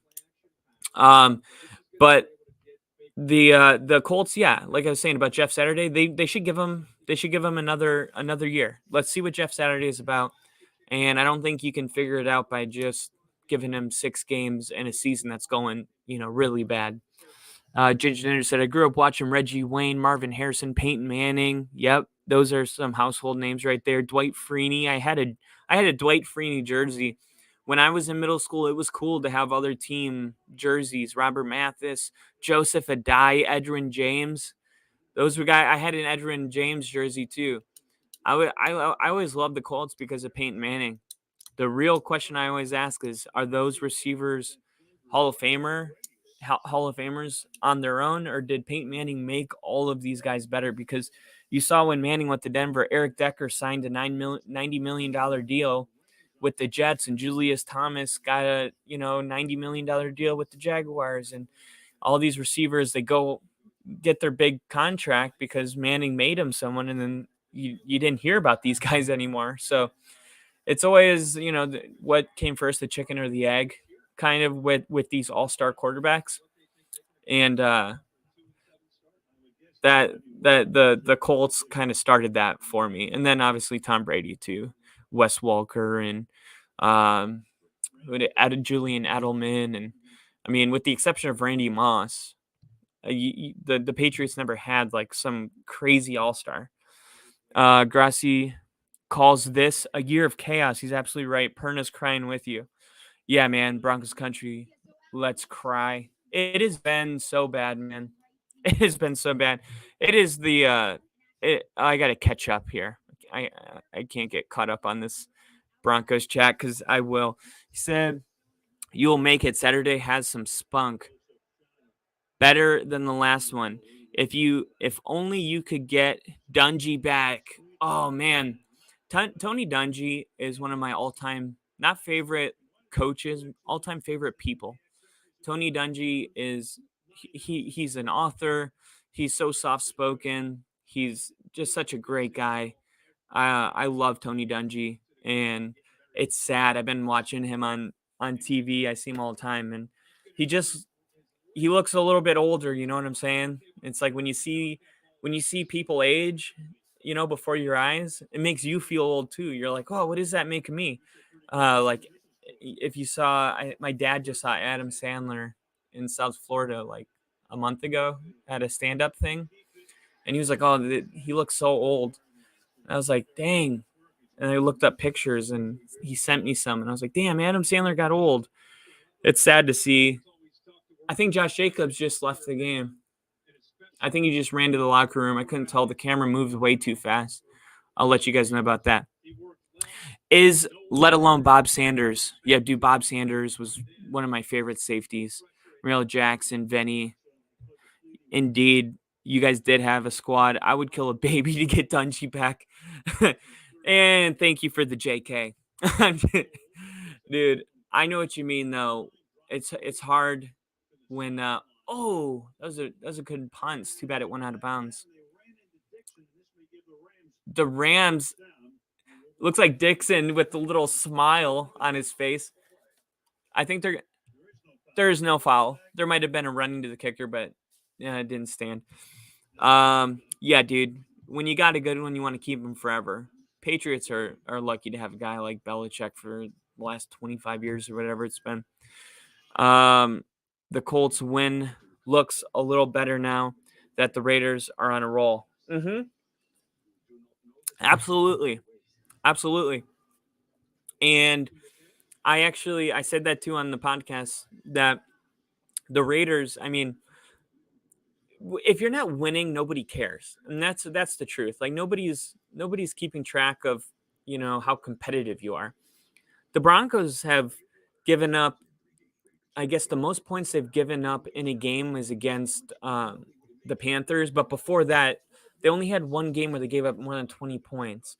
So naturally, all the games have been competitive and within 3 points. I mean, you look at the Ravens game last week, and they end up losing by 1 point because of that game-winning drive, but the score is still only 9-10. And yeah, nobody cares. I mean, they just look at your record and they're like, no, you're trash. So the fact that the Raiders weren't on a win streak, I don't think they got a lot of credit for that win, when in reality, that Raiders team was the Raiders team that you're seeing right now. I mean, the Raiders might have gotten a little bit better since then, but that Colts win, I mean, it's your first game, your head coach. There's a lot of people, adjusting, players probably trying to see what they can get away with. When a substitute teacher comes in, and you're just trying to figure out like what are the limits, what are the boundaries. Jeff Saturday's got to kind of coordinate all of that and kind of navigate all of these tricky waters and then go on the road and gotta win. I mean, yeah, it not for nothing. That was really impressive what Jeff Saturday did. And I'm glad the Raiders are playing a lot better so he can get some of that credit, because what he did the following week against the Eagles was very impressive. Jalen Hurts doesn't go on that last touchdown drive, and the Colts win that game. And the Colts dominated that whole game. I watched most of that game. No, I actually watched all of it. But there wasn't a part of the game that the Eagles were better in. They just were able to put, I think, like 13 points up in the fourth quarter. But that game was dominated by the Colts the whole time. Luck really left the Colts in a lunch for sure. Yeah. I was just looking at that YouTube video of him getting booed in the preseason game because all the fans were looking at their phone and it said Luck is going to retire. And they like found out right there. And I was like, dude, you can't really boo a guy that is retiring because he's just been injured too many times. Like, hey, I've I've sacrificed my body too much, and I have to retire or I'm going to die at a younger age. I don't know. I thought it was a bad look on the Colts fans for booing when he did that. It's like one thing to be upset, and I guess maybe they were just booing out of emotion, and when they really thought about it, they were like, we'll still love Andrew Luck forever. But I was like, how are you going to boo a guy like that, man? Tua is tiny compared to Hurts. I think Fields will be better than I imagine. I'm just gonna jump down here to the bottom so that I can catch. Actually, I'm doing pretty well. I'm catching up. Yeah, you're totally right. I think Fields has. Oh, you think Fields will be better than you imagine? Yeah, I do too. Honestly, I got used to just seeing quarterbacks for Chicago fail, and I know it sounds like really messed up, but it's the truth. I mean, everybody that goes over to Chicago doesn't really become much. I mean, their best quarterback, you could make an argument, is Jay Cutler, and Jay Cutler was the guy that we traded, because we thought we'd rather have Tim Tebow. So, yeah, I I've been so impressed by what he's been able to do. And real quick, Chris Madsen as asking Devontae Adams is injured or just needed to go poop. I'm gonna say based on that last throw that he probably just had to go poop because he didn't look like an injured guy on that route. Ramsey played that one pretty close, just right outside the reach and a little too far into the sideline. So now the Raiders are coming out to punt. Third quarter, just under 7 minutes, and it's still a 13-3 game. So 10-point game, and he's going to return it. Oh, that was ballsy. So he catches it. Oh, but there's already a flag out. And he fumbled that ball when he got tackled out of bounds, too. God, the fumbles this year has just been such a shit show. Why can't anyone hold on to the ball? And now here comes the ref running to the middle. We'll see. We'll see if this is on the Raiders or the Rams, but Josh Jacobs still limping a little bit. Here's the call. Holding on the receiving team. Okay. I genuinely can't believe Hurts is this good. Yeah. I can. And not to be like, I'm not trying to be like arrogant about it. There was a ton of people that didn't think that Hurts was going to be really good, but he was, if you watch his highlights from last year, he was really good. And I also thought that Jalen Hurts, he led the Eagles to the playoffs last year. So on my episode, actually, I'm going to pull up the clip for you guys of what I said, because I think I was really happy that these videos exist, because I was thinking, in a way, when you're starting a new podcast, right, you really want people to value your opinion. So you have to, take a couple chances, and you have to say things in the offseason like the Eagles are going to win their division and Hurts is going to be an MVP candidate. And sometimes you look like an idiot, and sometimes you don't. And this was just one of the very few times I don't look like an idiot. But here, let's see. I think it's right here. I think it's going to go Bills, Patriots, Dolphins, and Jets. Not that one. I have the Jets finishing last, but I have the Dolphins finishing above the Patriots just because of weapons. They got running backs. Okay. I think Waddle's going to have a big year. Tyreek Hill. Yeah, so I had the Bills and the Patriots, or the Bills, Dolphins, and then the Patriots. I mean, your roster is like a Madden team. But the biggest issue Right is here. still Tua. That is still the biggest issue. Who do you believe in more with that roster? Wait, that's not it. This is it. So this is my Eagles pick. I'm ready. To me, with the Cowboys, I still think they're going to win the division. I don't know if Jalen Hurts really takes that next step, and I think they're going to get rid of him. He took his team to the playoffs. Sure. People sleep on Jalen Hurts. I don't know what it is about him. But I don't think they've got enough to beat the Cowboys and Dak Prescott. Mike McCarthy's an idiot. Don't get me wrong. He's a fucking idiot. And the Cowboys are going to cowboy I'll just take like the Chargers. Cowboys number 2 over Commanders. I'll meet you in the middle. But there's no way in hell that the Eagles aren't winning this division. I don't know. They are so good. I don't know. Oh, I don't trust we're the here. Eagles. I'm so happy we're here. I don't trust the Eagles. I've never trusted the Eagles ever. Well, do it. They made the playoffs last year, and they got better.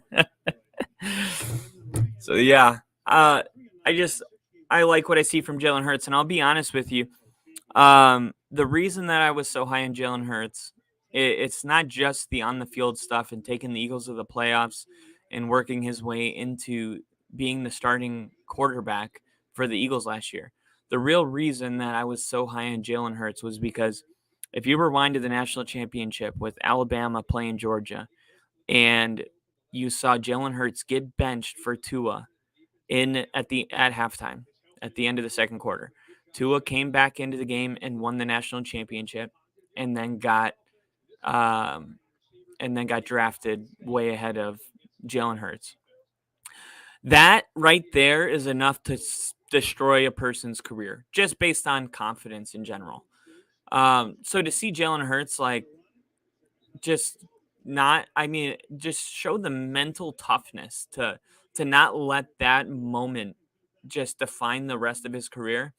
It told me a lot about him. And then I did a little more research, and his dad was being a coach his whole life. He's kind of grown up with all of the just what do you call when stereotypical things like we're gonna take it one game at a time, whatever have you, things like that. But he really believes them, and he knows them to be true. He's not just saying it to say it. It's engraved in who he is. It's in his DNA. Like, you don't have to, real quick, Baker's taking a huge shot downfield, and there's going to be a flag thrown, and this is going to nearly put the Rams in the red zone. This is going to be on the 22-yard line.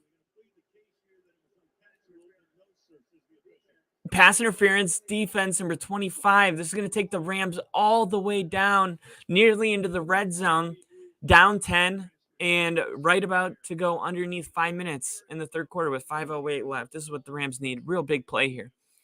But yeah, Jalen Hurts is never going to look past a team, because I know they lost to the Commanders, but it wasn't his fault. Like, if you watch that game, his teammates kept fumbling the ball, and he's not going to always be perfect. I'm not saying like he's not going to have a bad game ever, but I'm saying he's not mentally going to look past people and get caught in trap games and stuff like that. It's just not who he is. And that's why he didn't like people talking about his record when they were 7-0 and 8-0. And he kept saying, wow, they're going with a double reverse here, and doesn't really get much. What is that? A 3-yard game?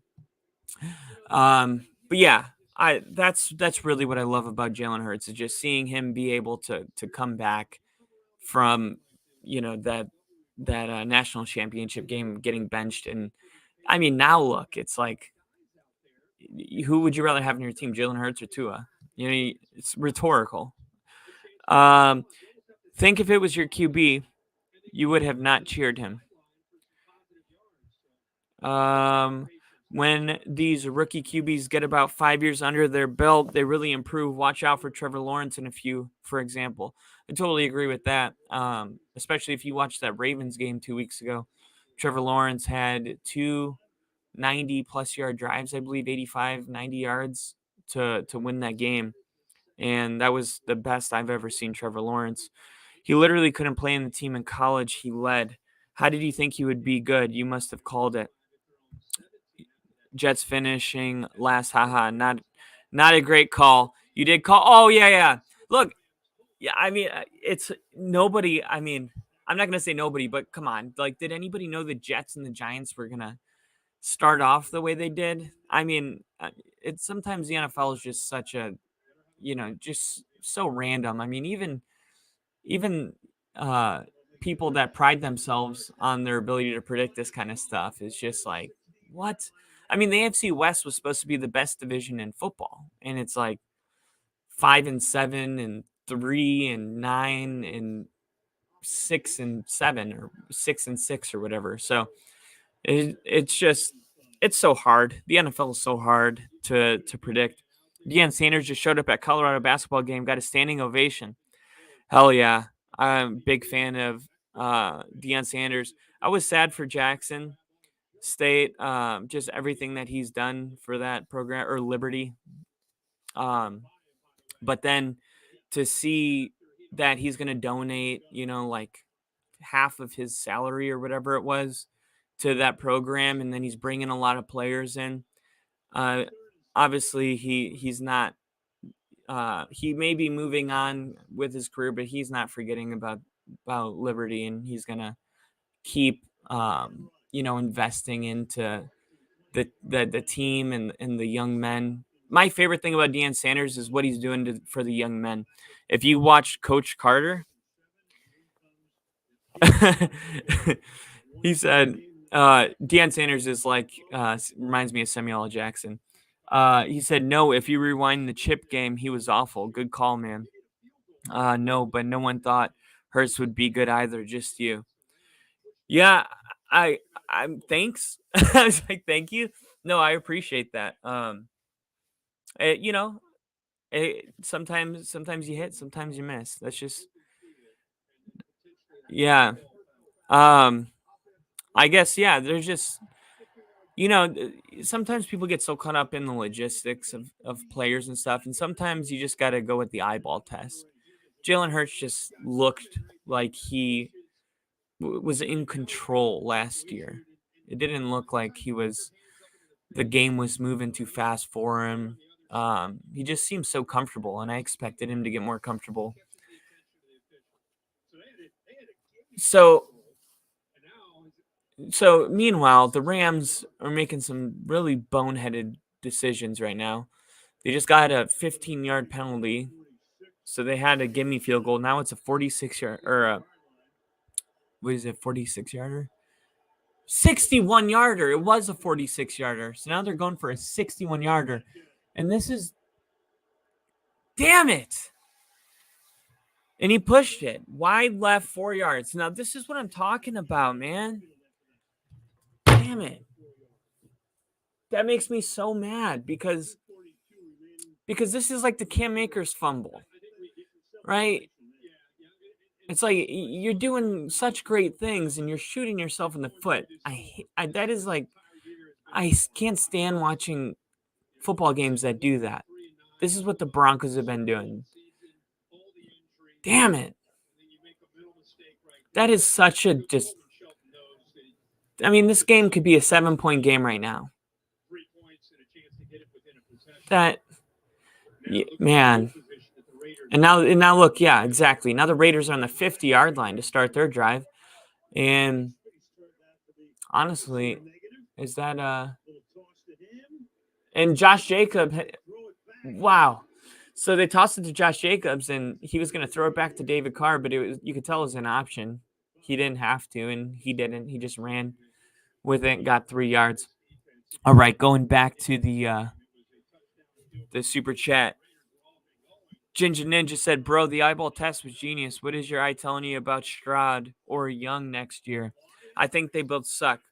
I'm going to be honest. I haven't been keeping up with football really enough. I worry about, I always worry about player size because even though some players can, you look at Tua, right? And he obviously has some serious limitations. Especially the arm talent is just really not there. A lot of his deep balls are just heavily underthrown. And you look at, Russell Wilson. And once Russell Wilson lost his ability to be mobile and just, his backyard football specialness, once he lost that, you see what he is now. And it's not very good. And you know how many balls just get batted down or players are wide open and get left unseen because he can't see. So I wouldn't only draft, like bigger guys, but I do think there's a shelf life for smaller guys. And once they're not mobile, I guess Drew Brees would be a good exception to that. He was a shorter guy, but he also didn't rely on being a mobile quarterback. He was always a pocket quarterback, which I think every other quarterback that was Drew Brees' heightish was like relied on their feet and they were mobile guys. I think Drew Brees is the only real like Hall of Famer pocket quarterback that was under 6 feet. And we're not in Denver telling about a 65-yard field goal. Yeah, exactly. And if you watched the I was gonna say if you watched the Seahawks game, we did the same stupid mistake where you trying to kick 65-yard field goal, or when it was a 64-yard field goal in Seattle. And they just like ran the clock out. Oh, don't even get me started on that game. I wouldn't have kicked the field goal there. After that penalty, I would have played the field position. I would have tried to pin him inside the 5. And now it's 2nd and 10. And Josh Jacobs is able to run for about an 8-yard gain. It's going to bring up 3rd and 2, and that should be the last play of the third quarter. So going into the fourth quarter, the Raiders have a 10-point lead, and they are also driving with the football. I'm expecting some points on this drive for the Raiders. So hopefully they can hold them to a field goal, keep it a 2-possession game. All right, so then they're going to go to commercial. I'm going to hit up these chats. Young would be the smallest QB ever. Stroud is dumb. System, dude. Yeah, what do you guys think of Caleb Williams, I believe, the quarterback for USC? Do you guys think that he is like the next? I'm hearing he's like the next Patrick Mahomes. Do you think that he's the next Patrick Mahomes? Do you think he will be like the best prospect since, I guess, Trevor Lawrence probably? So I think Mel Kiper graded Trevor Lawrence. I think he was like the highest. There was like 4 guys he did high. It was like John Elway, Andrew Luck, and Trevor Lawrence. What do you think about Caleb Williams? Do you think he's going to get that kind of rating? Because that is a guy that I'll say this about Bryce Young though. I know he's a really small guy, but when you have so much talent, sometimes the quarterback stats are a little inflated. Like you think about having the receiving core with Jerry Jeudy, and they also had Henry Ruggs. Did they have Justin Jefferson? Where did Justin Jefferson go? I told you I'm not really good at college football. Justin Jefferson college. Did it? Oh no, he went to LSU. So did Odell. Okay, but just when you have a really good receiver core, like sometimes as a quarterback, your numbers can be super inflated. I think Caleb Williams is overrated too, and you don't want him. I don't know. I think sometimes once in a while, I guess the hype is real, right? I mean, would you? Oh, let me ask you. Let me put it this way: Jamar with Jefferson. Would you rather have? Would you rather have Bryce Young, Stroud, who you said is dumb in a system, dude, or Caleb Williams? If you had to pick, I guess one of those guys, who would you go with?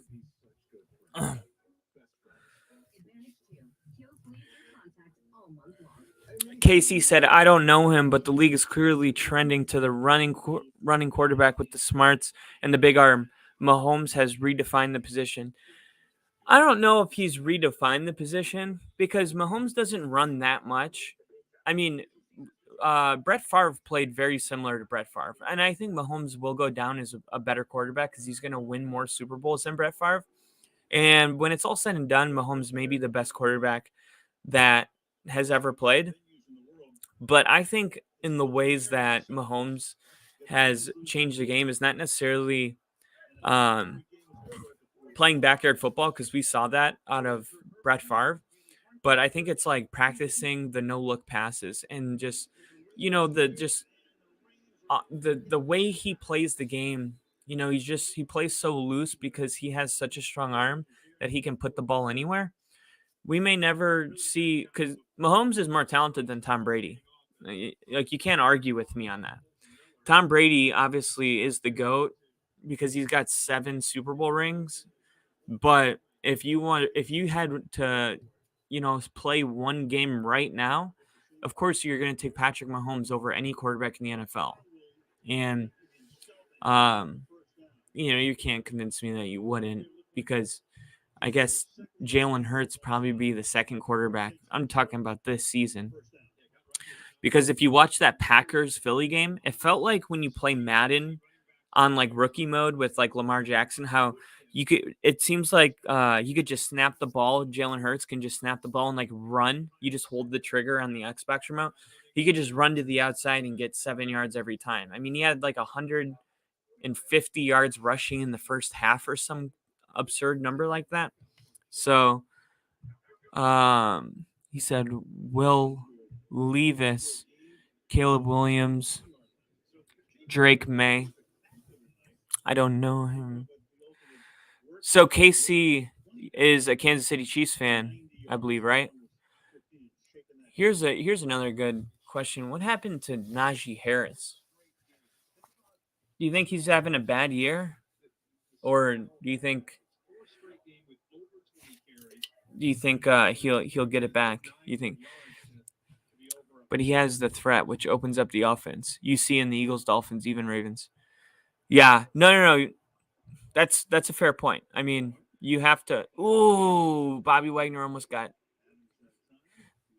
an interception there. So here we go, 3rd and 7, and this is crunch time. You can't give up anything here if you're the Rams.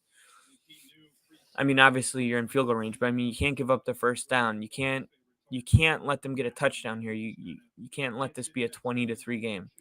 16-3, that's manageable. You saw Tom Brady do it 3 days ago. He was down 13 points with like 3 minutes left, or whatever the hell it was, and he came back and won the game. But if they score a touchdown here, it's a way different story.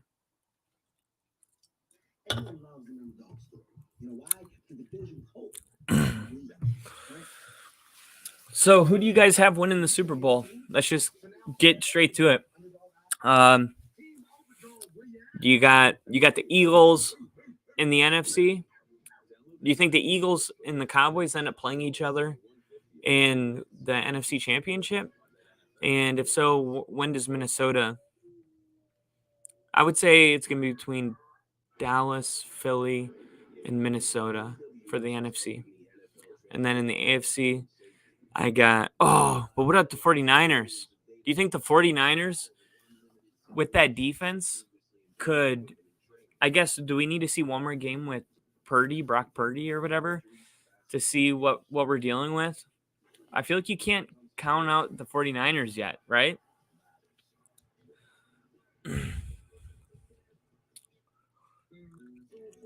We got Vikings Skull. I do love the I love that so much. I don't know why that gets me so excited. when I'm doing my predictions and the Vikings are at home, I'm like, yeah, I'll take the Vikings. It's going to be loud. People are going to be doing this. This is awesome, man. I'm really happy you guys are enjoying this live stream. Hopefully you are. Just in case you guys didn't hear it, I shoot on Monday and on Wednesdays. Me and my podcast mate, my partner Rick, we talk about all the games that have happened on Thursday, Sunday, and Monday. And then right after Monday Night Football, we talk about it.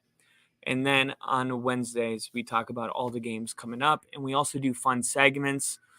We do a betting segment. We do our top five, where we do our power rankings. So you definitely don't want to miss that. All right. So Garoppolo was surprising this year, but injured. And that is kind of the sad truth, is he wasn't really offered a major contract because, people just had injury concerns about him. And, it kind of felt like there was a lot of 49ers, like, loyal fans that were happy when Jimmy G came back. They were like, oh, yeah, Jimmy should have always been our quarterback. And unfortunately, it feels like he may have taken his last snap. So here we go, 3rd and 7. And they are able to stop him here. We'll see what McDaniels does.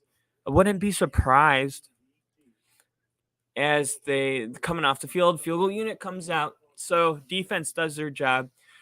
12 minutes and 45 seconds left. Clock's rolling. And if you're Baker Mayfield, you gotta come out and get some points here. You gotta find a way to get this offense some points. You're running out of time, and you don't want to wait until there's 5 minutes left to get your first. Like, you want to do this now. You got 12 minutes. There's so much time in the game. You have plenty of time, but there's no reason to, in your head, they should treat this like it's the 5-minute drill right now. Go out there and move the ball. If you're Cam Akers, hang on to the ball. It's just such a bummer that long play that he threw that went all the way down to the red zone because of the pass interference, that didn't result in any points. So it's like every time the Rams have had an opportunity to score points, they've made a mistake to take them out of field goal range. You had the fumble, the missed field goal, and then the big pass interference led to the unnecessary roughness, took them out of field goal range. I mean, they've just been shooting themselves in the foot. It could very easily, at a minimum, be 9-16 right now, and it would be a 7-point game. So we will see what happens here. Only 12 minutes and 20 seconds left to go in the ball game. This is Only Football, and my name is Kyle. Here we go. The kickoff has happened, and this one's just going to bounce in the middle of the end zone and go out the back. So the Rams will take over on the 25-yard line.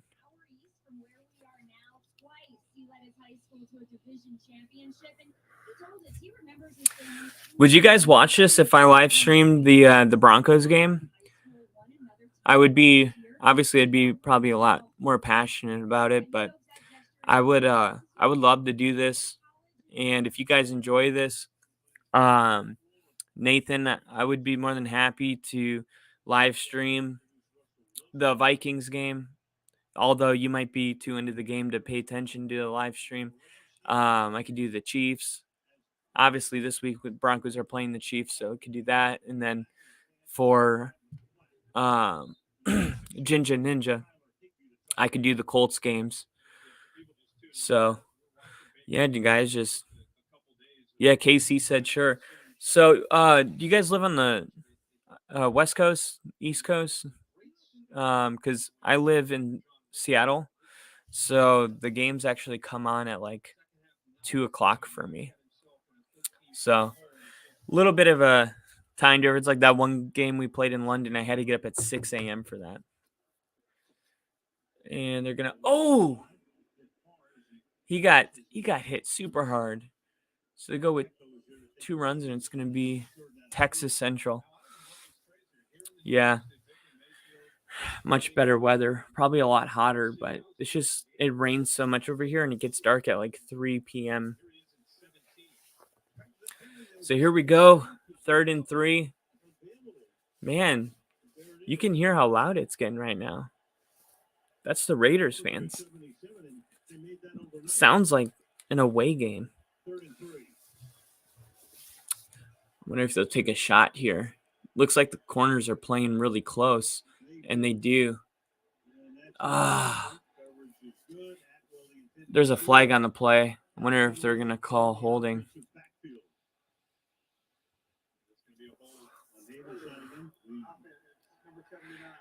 Penalties decline. So what do, McVay? I mean, you keep it a 2-possession game, obviously, right? I mean, honestly, it kind of sucks with Mayfield not being able to get points on the board, because there was definitely some opportunities, and there's going to be people that just, they see the score and they're like, oh, Mayfield is garbage. I mean, and I'm not saying he's like the best thing since sliced bread, but he definitely has played better than the 3 points and the scoreboard suggests. There's already a penalty on the flag. Oh, the Raiders jumped. This is going to be offsides. This is going to keep the drive going for the Rams. Oh, he jumped. 5-yard penalty. 1st down.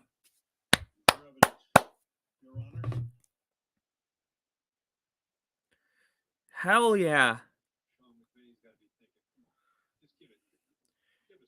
Dude, I'm telling my podcast dude right now that we had over 150 people watching at one point, which I was gonna wait until after, but I'm just too damn excited about it. Man, I've been wanting this to take off for a long time, and I've just been trying to, just stay consistent. You know how many times I haven't had anybody on here, but I was like, you know what, we're just gonna keep doing it, and eventually, it's gonna build some momentum. And it's nice that it's finally starting to build some momentum, and I'm really happy you guys are here for the whole journey. I really appreciate you guys. All right, so after the false start, it's going to be 1st and 10. Baker's back on the field on the just 36-yard line, 38-yard line. Man in motion. Baker's going to fake a handoff, step in the pocket, deliver a strike downfield, and that's going to be caught. And now they're going into Rams territory, about to be the 40-yard line, but there's some laundry on the field again. Ah! Holding. Dude, the shooting in the foot, man, they have to stop. It's like every time something good happens, they have to take it away. And this is the first time the Rams have had 14 different combinations of their offensive line. And this is the first week that they've had the same combination that they had last week. But you still see that there's still, it's sloppy. It's still not really. Yeah, and the offensive line coach is pissed off too. So you got a guy in motion. Now that play goes away. So now Mayfield throws this from the 17-yard line. Little halfback screen. And that's able to go and get a lot of the yards back. I think it'll be like 2nd and 7 now after a 1st and 20.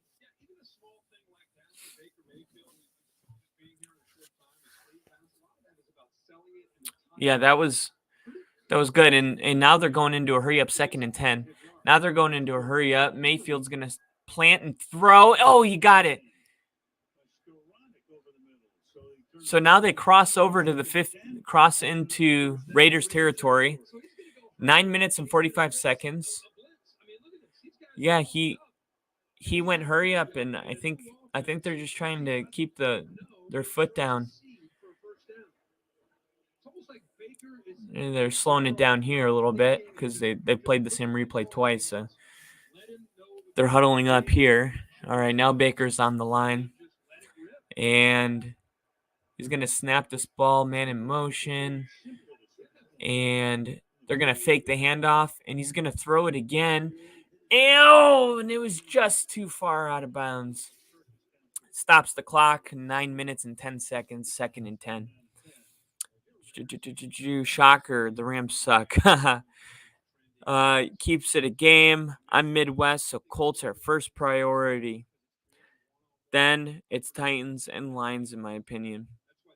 Said so hard to win with the changing O-line. Totally agree with that. Nice throw.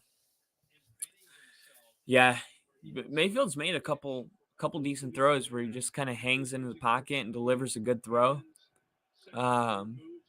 So here we go on the 2nd down. Oh, can he get up? Yeah, it's a live play. This is such a weird play. He threw the ball, and then he fell down and he got back up, and there was no whistles blown, and then they just stopped, and then they kept going. Let's see. Did the ball ever hit the ground?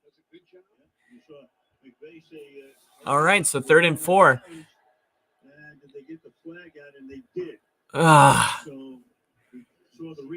So they're gonna challenge this, and it doesn't change all that much. What did they say? It was a gain of 6? It looked like a catch to me, but the whole thing where the ball has to survive the ground. That's what I'm wondering about here. Did the ball actually survive the ground? It looked to me that he had full control. I'm glad it brought you some momentum. One love. Appreciate it, man. So this is kind of crunch time, because if they're not going to score, you can, I guess, have another 3 and out. You can afford to do that, but what you can't do is go on a 5-minute drive with 12 minutes left and not score a touchdown. So the longer they take on this drive, the more, I guess, important scoring a touchdown becomes. Field goal's not really any good, down 13. I guess, I don't know, with 9 minutes left, there's a scenario where I'd kick the field goal, because a 2-possession game that is a touchdown and field goal just seems a lot easier than a 2-possession game where you need 2 touchdowns. But if they spend another 3 minutes on this drive, all of a sudden the field goal becomes useless, in my opinion.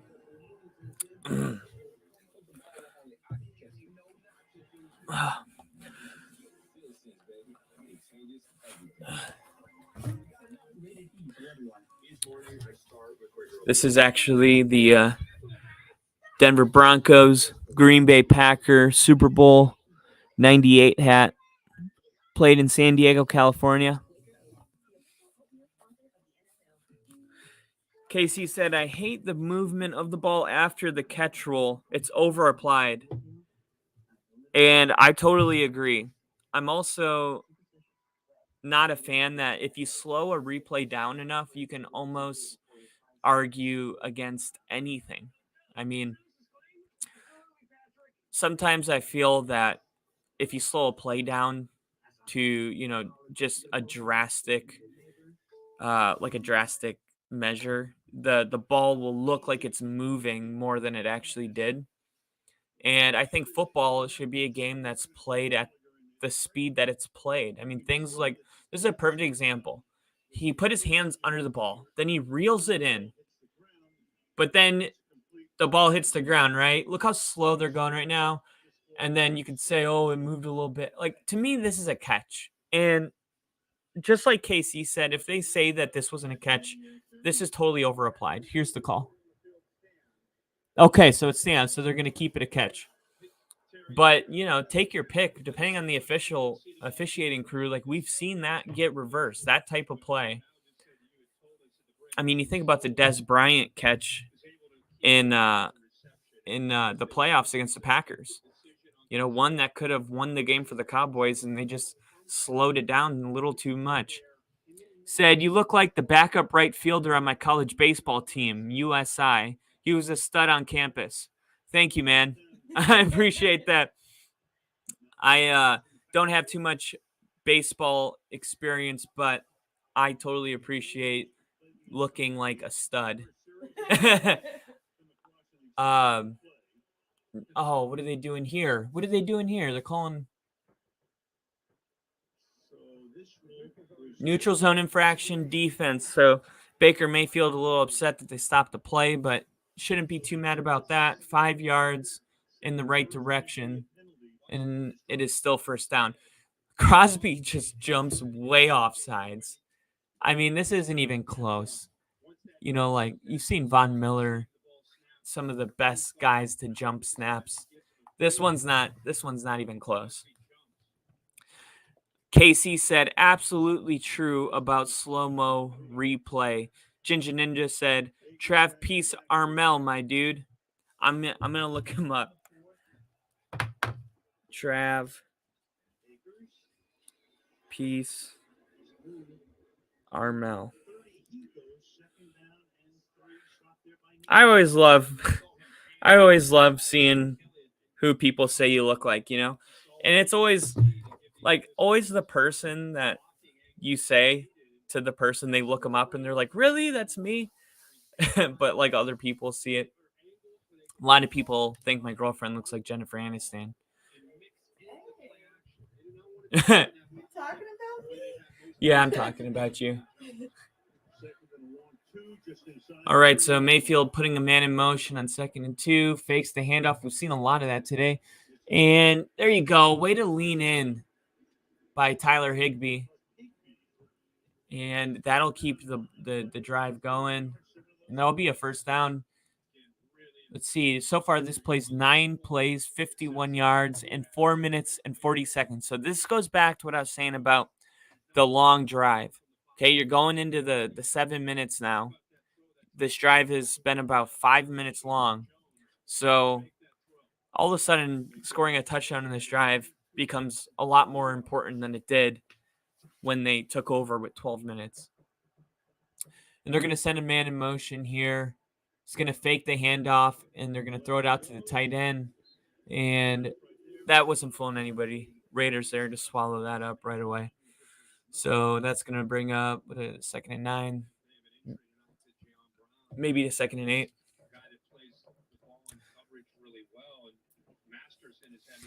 It looks like Sean McVay's just kind of dialing up some easy completions. You know, try to keep Baker Mayfield. Oh my gosh. If that's not a face mask, I don't know what is.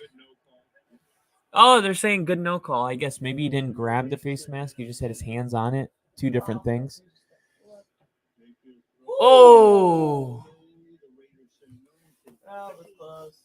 So now it's 3rd and 10. I guess the one good thing is that it stops the clock.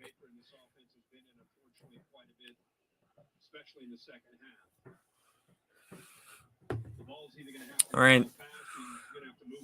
If the Rams make a comeback here and win this game, we're going to do it together. We're going to see it on our Only Football podcast as one big family. 3rd and 10.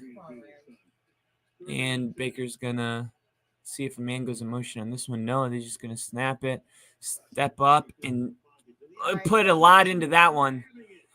And that's going to be a 1st down, and he ran out of bounds, which doesn't mean anything because they're not under 5 minutes. But this is a throw that you could tell he put everything into it. You see him right here? That's a good throw. That is a very good throw. I mean, you consider the pressure that he was under, the timing that he had to throw that one, and he just... All right, now here we go. He's going to snap it right away. Oh, oh. All right, so here we go. I mean, I think you got to hurry up a little bit here. Don't hurry up so much where you make a mistake, though, because every time the Rams have been in position to score points, they found a way to give the ball up.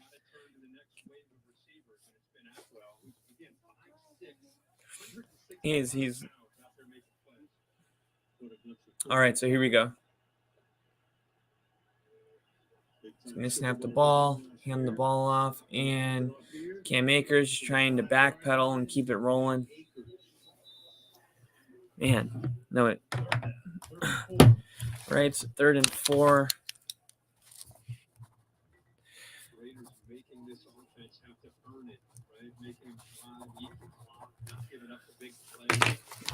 Man, they actually showed the play sheet.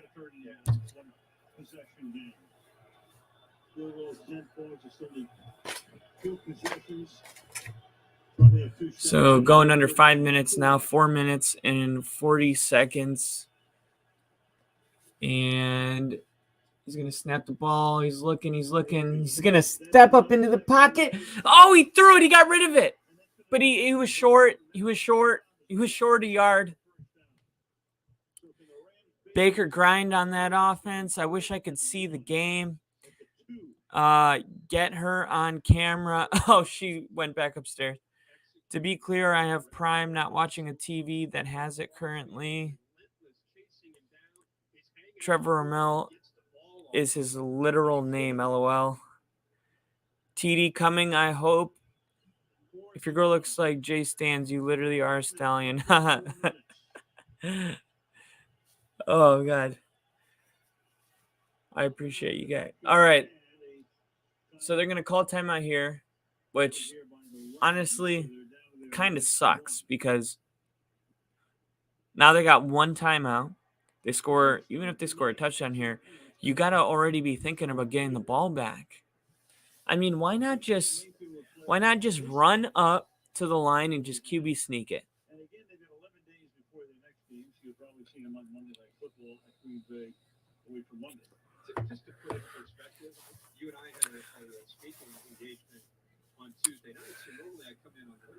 All right, so Baker and Sean McVay are talking about something. I wouldn't take a chance here of doing a handoff. I mean, the just offensive line hasn't been able to produce much. We'll see what they do here. Maybe a fake handoff. Yep, that's what I was thinking. And Cam Akers, he had forward progress. Let's see where they spot the ball here. They're saying first down. Okay, so now they got the ball inside the 1 and it's first down.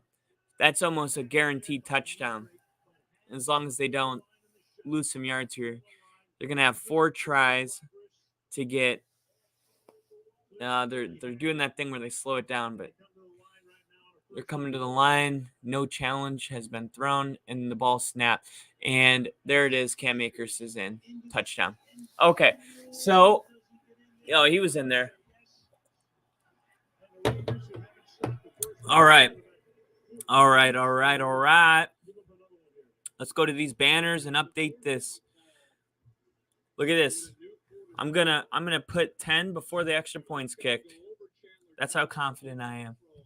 Damn, I didn't even update the Rams one. I'm such a bad podcast host. My bad, guys.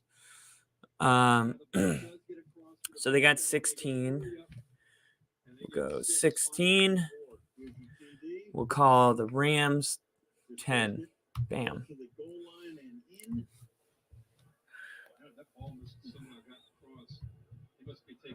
Show. Bam. All scoring plays are reviewed, so that's what's going on right now. They're reviewing it in the booth. Oh, man. It just sucks that they had to get rid of that one timeout because now they got one timeout, so we could do some quick math here. Let's say it's a touchback. The Raiders take over on the 25, and then the first play is a run. They call it timeout. Second play would be a run again. And then the third play, let's see. I guess, yeah, the third play would, if they ran it again, the 2-minute warning would stop the clock. So they could get the ball back with a full 2 minutes. But they would still need to go on a touchdown drive. But the real question is, can they stop Josh Jacobs 3 plays in a row without Aaron Donald? We got ourselves a ball game. Hey, and the good news is it's 6 points right now. And the line was 6.5, I believe. Let me see. I sent it to my mom. She was like, tell me what bet to put in. So I sent her where is it? Raiders. Here it is. Rams plus 6.5. So if the Rams don't score any more points and the Raiders don't score any more points, then the points worked. Because I thought this would be within 6.5. I said, look, I don't know if the Rams will win. I wasn't that confident. I said the Raiders could very well win this game, but I didn't see the Raiders winning by more than 6.5. So far, so good. Pretty happy about that. If you guys have any picks or bets put in, don't be afraid to let me know. I always like hearing what other people got in. Ginger Ninja said, whole Mayfield got it. Butthole Mayfield got it. I get the inclination. Ginger Ninja is not a big Baker Mayfield guy. Casey said, I'm possible. Impossible. It's possible. Look at that. We're both messing up words. And then Ginger Ninja said, Baker against Will making a game plan. Yeah. And I mean, if you're, oh gosh, this is so much fun. If you're Baker Mayfield and the Rams stop you 3 times and you get the ball back and you drive down and score and win the game by a point, Oh, you're like immediately like in really, really good terms with the fans of the Rams. I mean, I hope they have your jersey ready in the gift shop for the fans getting ready to leave that game if that happens. Because you're going to make a lot of people happy if that's the case. So, all right, no more talking about it. Now it's time to do it. Here we go. They're showing LA. It looks pretty fun actually. They got a really nice Ferris wheel and some roller coasters. I've been to LA a couple times, but never been to the little theme park that they show. I think Rocket Power. If you guys ever watched Rocket Power growing up, I think that's the theme park in Rocket Power. Raiders expecting an onside. I wouldn't do that, and they don't. So the one good thing about that is no time comes off the clock. So here we go, man. Come on, you're going to show an Avatar? Oh, I thought they were showing an Avatar commercial. I'm like, no one cares about that right now. I've really been impressed with what I've seen from Baker Mayfield. You know, you got the unsportsmanlike conduct and you got the Cam Akers fumble. That takes 6 points off the board, which means this game should be tied right now. And the Raiders would be the ones trying to drive down to get in field goal range so that they can win the game. So it's just, you know, another example of the little things really adding up. And this is going to go to Jacobs, and that was a really good tackle. I think it was a corner blitz came up and wrapped him up on a 1-yard gain, and they're going to call that timeout immediately with 3 minutes and 14 seconds left. It's going to be 2nd and 9, and the Rams have no timeouts remaining. 2nd down and 9 and no timeouts remaining. The Raiders, 6-point lead. Rams fans are on their feet, making some noise, waving their pom-poms. And here we go. I would be shocked if they do anything besides give the ball to Josh Jacobs. Really looking for Bobby Wagner to step up and make a big play here. That's why you brought in Bobby Wagner right here. And they are just mixing. Look at the linebackers adjusting. Ball goes right there. Oh, no. He got 8 yards.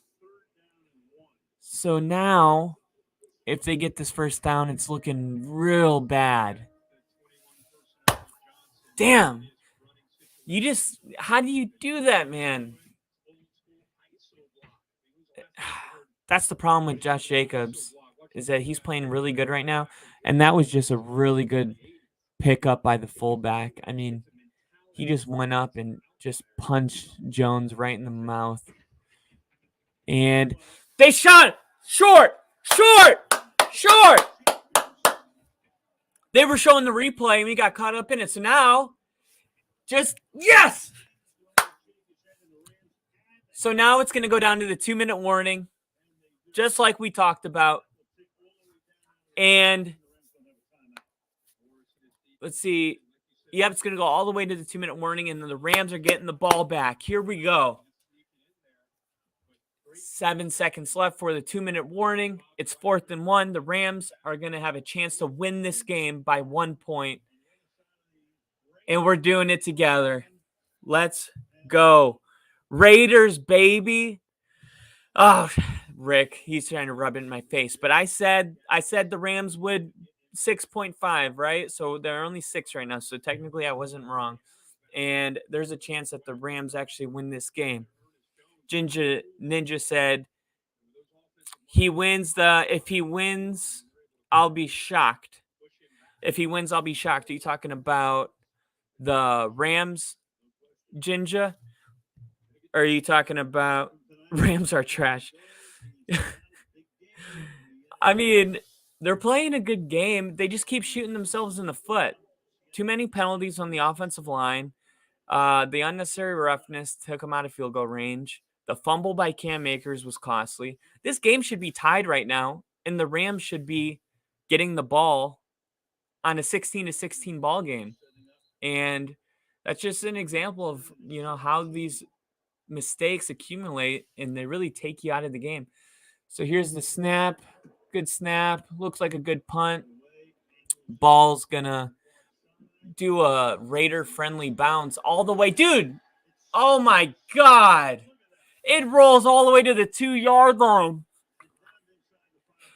Okay, so just like I said, if Baker Mayfield pulls this off live on our podcast right now, they're going to have to sell his jerseys in the gift shop because of all the fans that are going to need to grab one on the way out.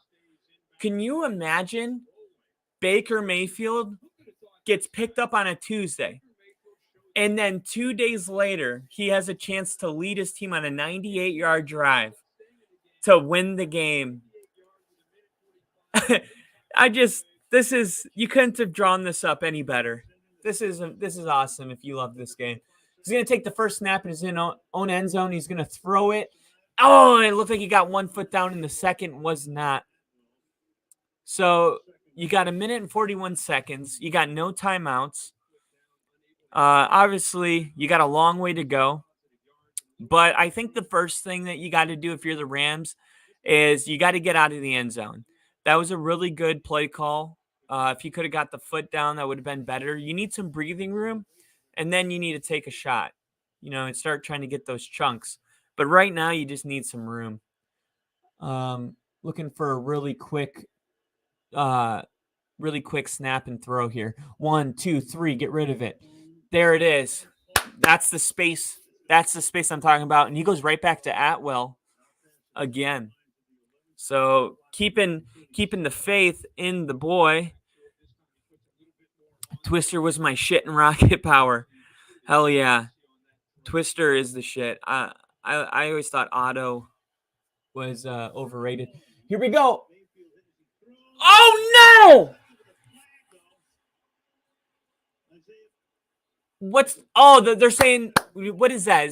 Is that PI or is that roughing the passer?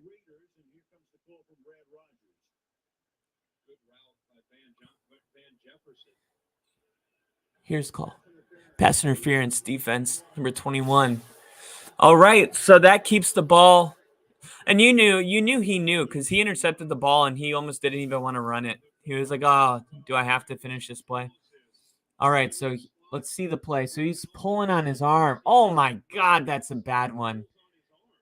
That is such an easy call. I'm really happy that the refs picked that up. That would have been a real frustrating one to forget. McDaniels. I feel like coaches just make facial expressions because they know they're on camera. It's like it was the most clear penalty ever. All right, so here we go. Snapping the ball. They're on the 21-yard line. He's going to take a bad sack. Are they going to call helmet to helmet? I don't know. It looked like they hit him right in the face, didn't it? I called it. Helmet to helmet. And that's going to stop the play too. Yeah, because it was like he had one guy holding him, and the other guy smacked him right in the face. And just the way it looked, the eyeball test, it looked like it was going to be a 15-yard helmet to helmet.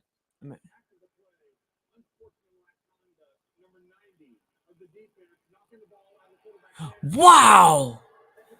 That's one I didn't see coming. So number 90 gets called with the unsportsmanlike conduct. That's bullshit. He's such a... Gosh, I don't like Josh McDaniels so much for not ever meeting the guy. He's just such a crybaby, and he cheated when he was our head coach. He literally hired people to go to the scouting practices and videotape it. He's such a just whiny little bitch, in my opinion. Sorry. All right, so he's going to snap the ball here, going back. He's taking a shot downfield, and he's caught it. He caught it. He's got it. They're running back. Let's go. And we're going under a minute right now. We're under a minute. We're on the 40-yard line. We got 40 yards to go. Baker steps back. He's looking. He's got it. He's got a check down right in the middle. That's going to be good for 8 more yards. They're running back up. They're running. They're moving fast. Here we go. Here we go. Let's get something on the edges. Let's get out of the 20-yard line. Do a 10-yard out here. 10-yard out. Come on. 10-yard out. There'll be like 27 seconds. Clock will stop. You got to get out of bounds here. 1, 2, 3. Oh, no. He stays in bounds. They got to go up. Spike, spike, spike, spike, spike, spike. Here we go. Here we go. Here we go. They're going to try to spike as fast as they can. They're probably going to do it 17 seconds, 16, 15 seconds. And they're on the 24. They got 24 yards to go. Well, at least they can draw up a play here. Wow.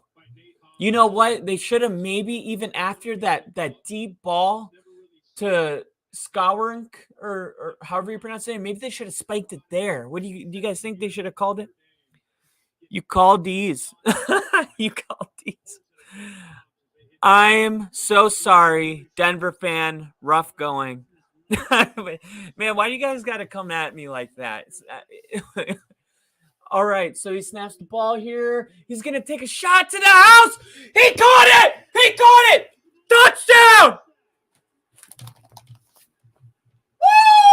Woo! Baker Mayfield is the savior of Los Angeles. Go buy your Baker jersey. Let's go. Sean McVay's fired up. Matthew Stafford likes it. Oh, man. Wow. What a game. What a finish.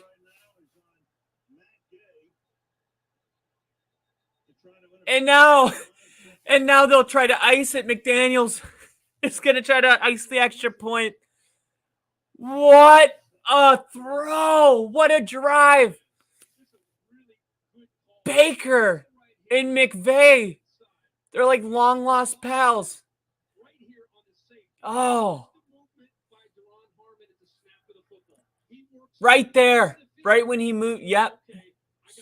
He said, I got one-on-one. And he took a shot and just threw a perfect ball. I mean, just a perfect pass.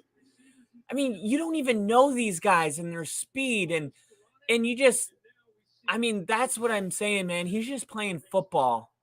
He's not overthinking it. He's no expectations. And here we go with the extra point for the win. And it's up and it's good. And the Rams have a 1-point lead with 10 seconds left in the game. In a squid. Oh, dude, I'm so happy for Baker right now. Wow. Man, that is truly fascinating to watch. Man, what a game. Probably do a squib kick here and just try to get those 10 seconds off the clock and keep Devontae Adams a non-factor. I mean, oh, man.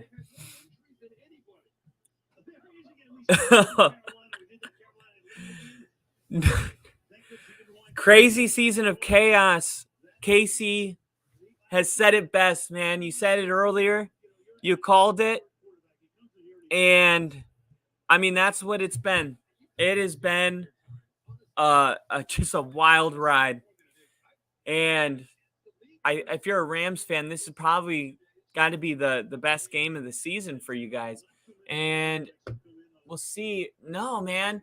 I thought they should have squid kicked it because Devontae Adams is so damn good. You just don't want to give him a chance to make a play here.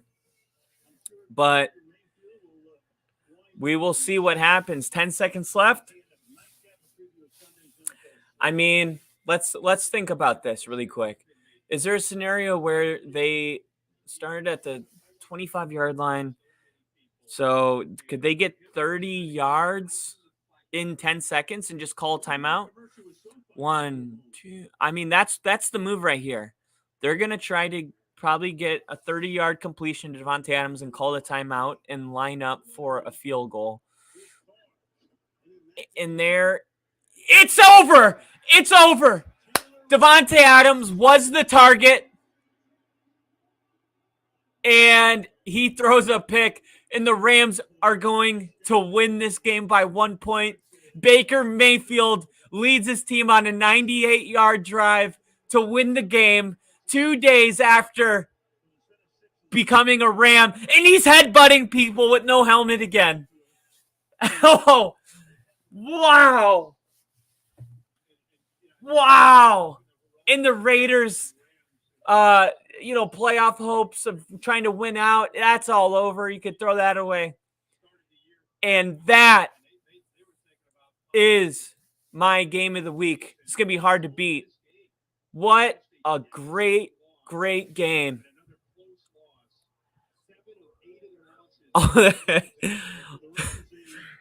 Rick says, all that talent, only 16 points for the Broncos playing.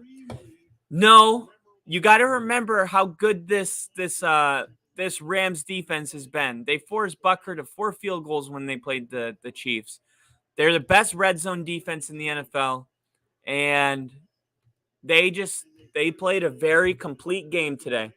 They played good on defense. They gave up a couple plays here. They were, a little undisciplined with the fumbles and the unsportsmanlike conduct. But when it was all said and done, they needed an answer from an offense that has not had any answers all year. And Baker Mayfield answered the call, just like he did 2 days ago when Sean McVay said, we need you to be a Ram. And that is a game ball that Baker will probably have for the rest of his life. He is the first quarterback in the Super Bowl era to lead a 13-point comeback win in his debut with 2 different teams. So when he became a Panther, he led his team on a 13-point comeback.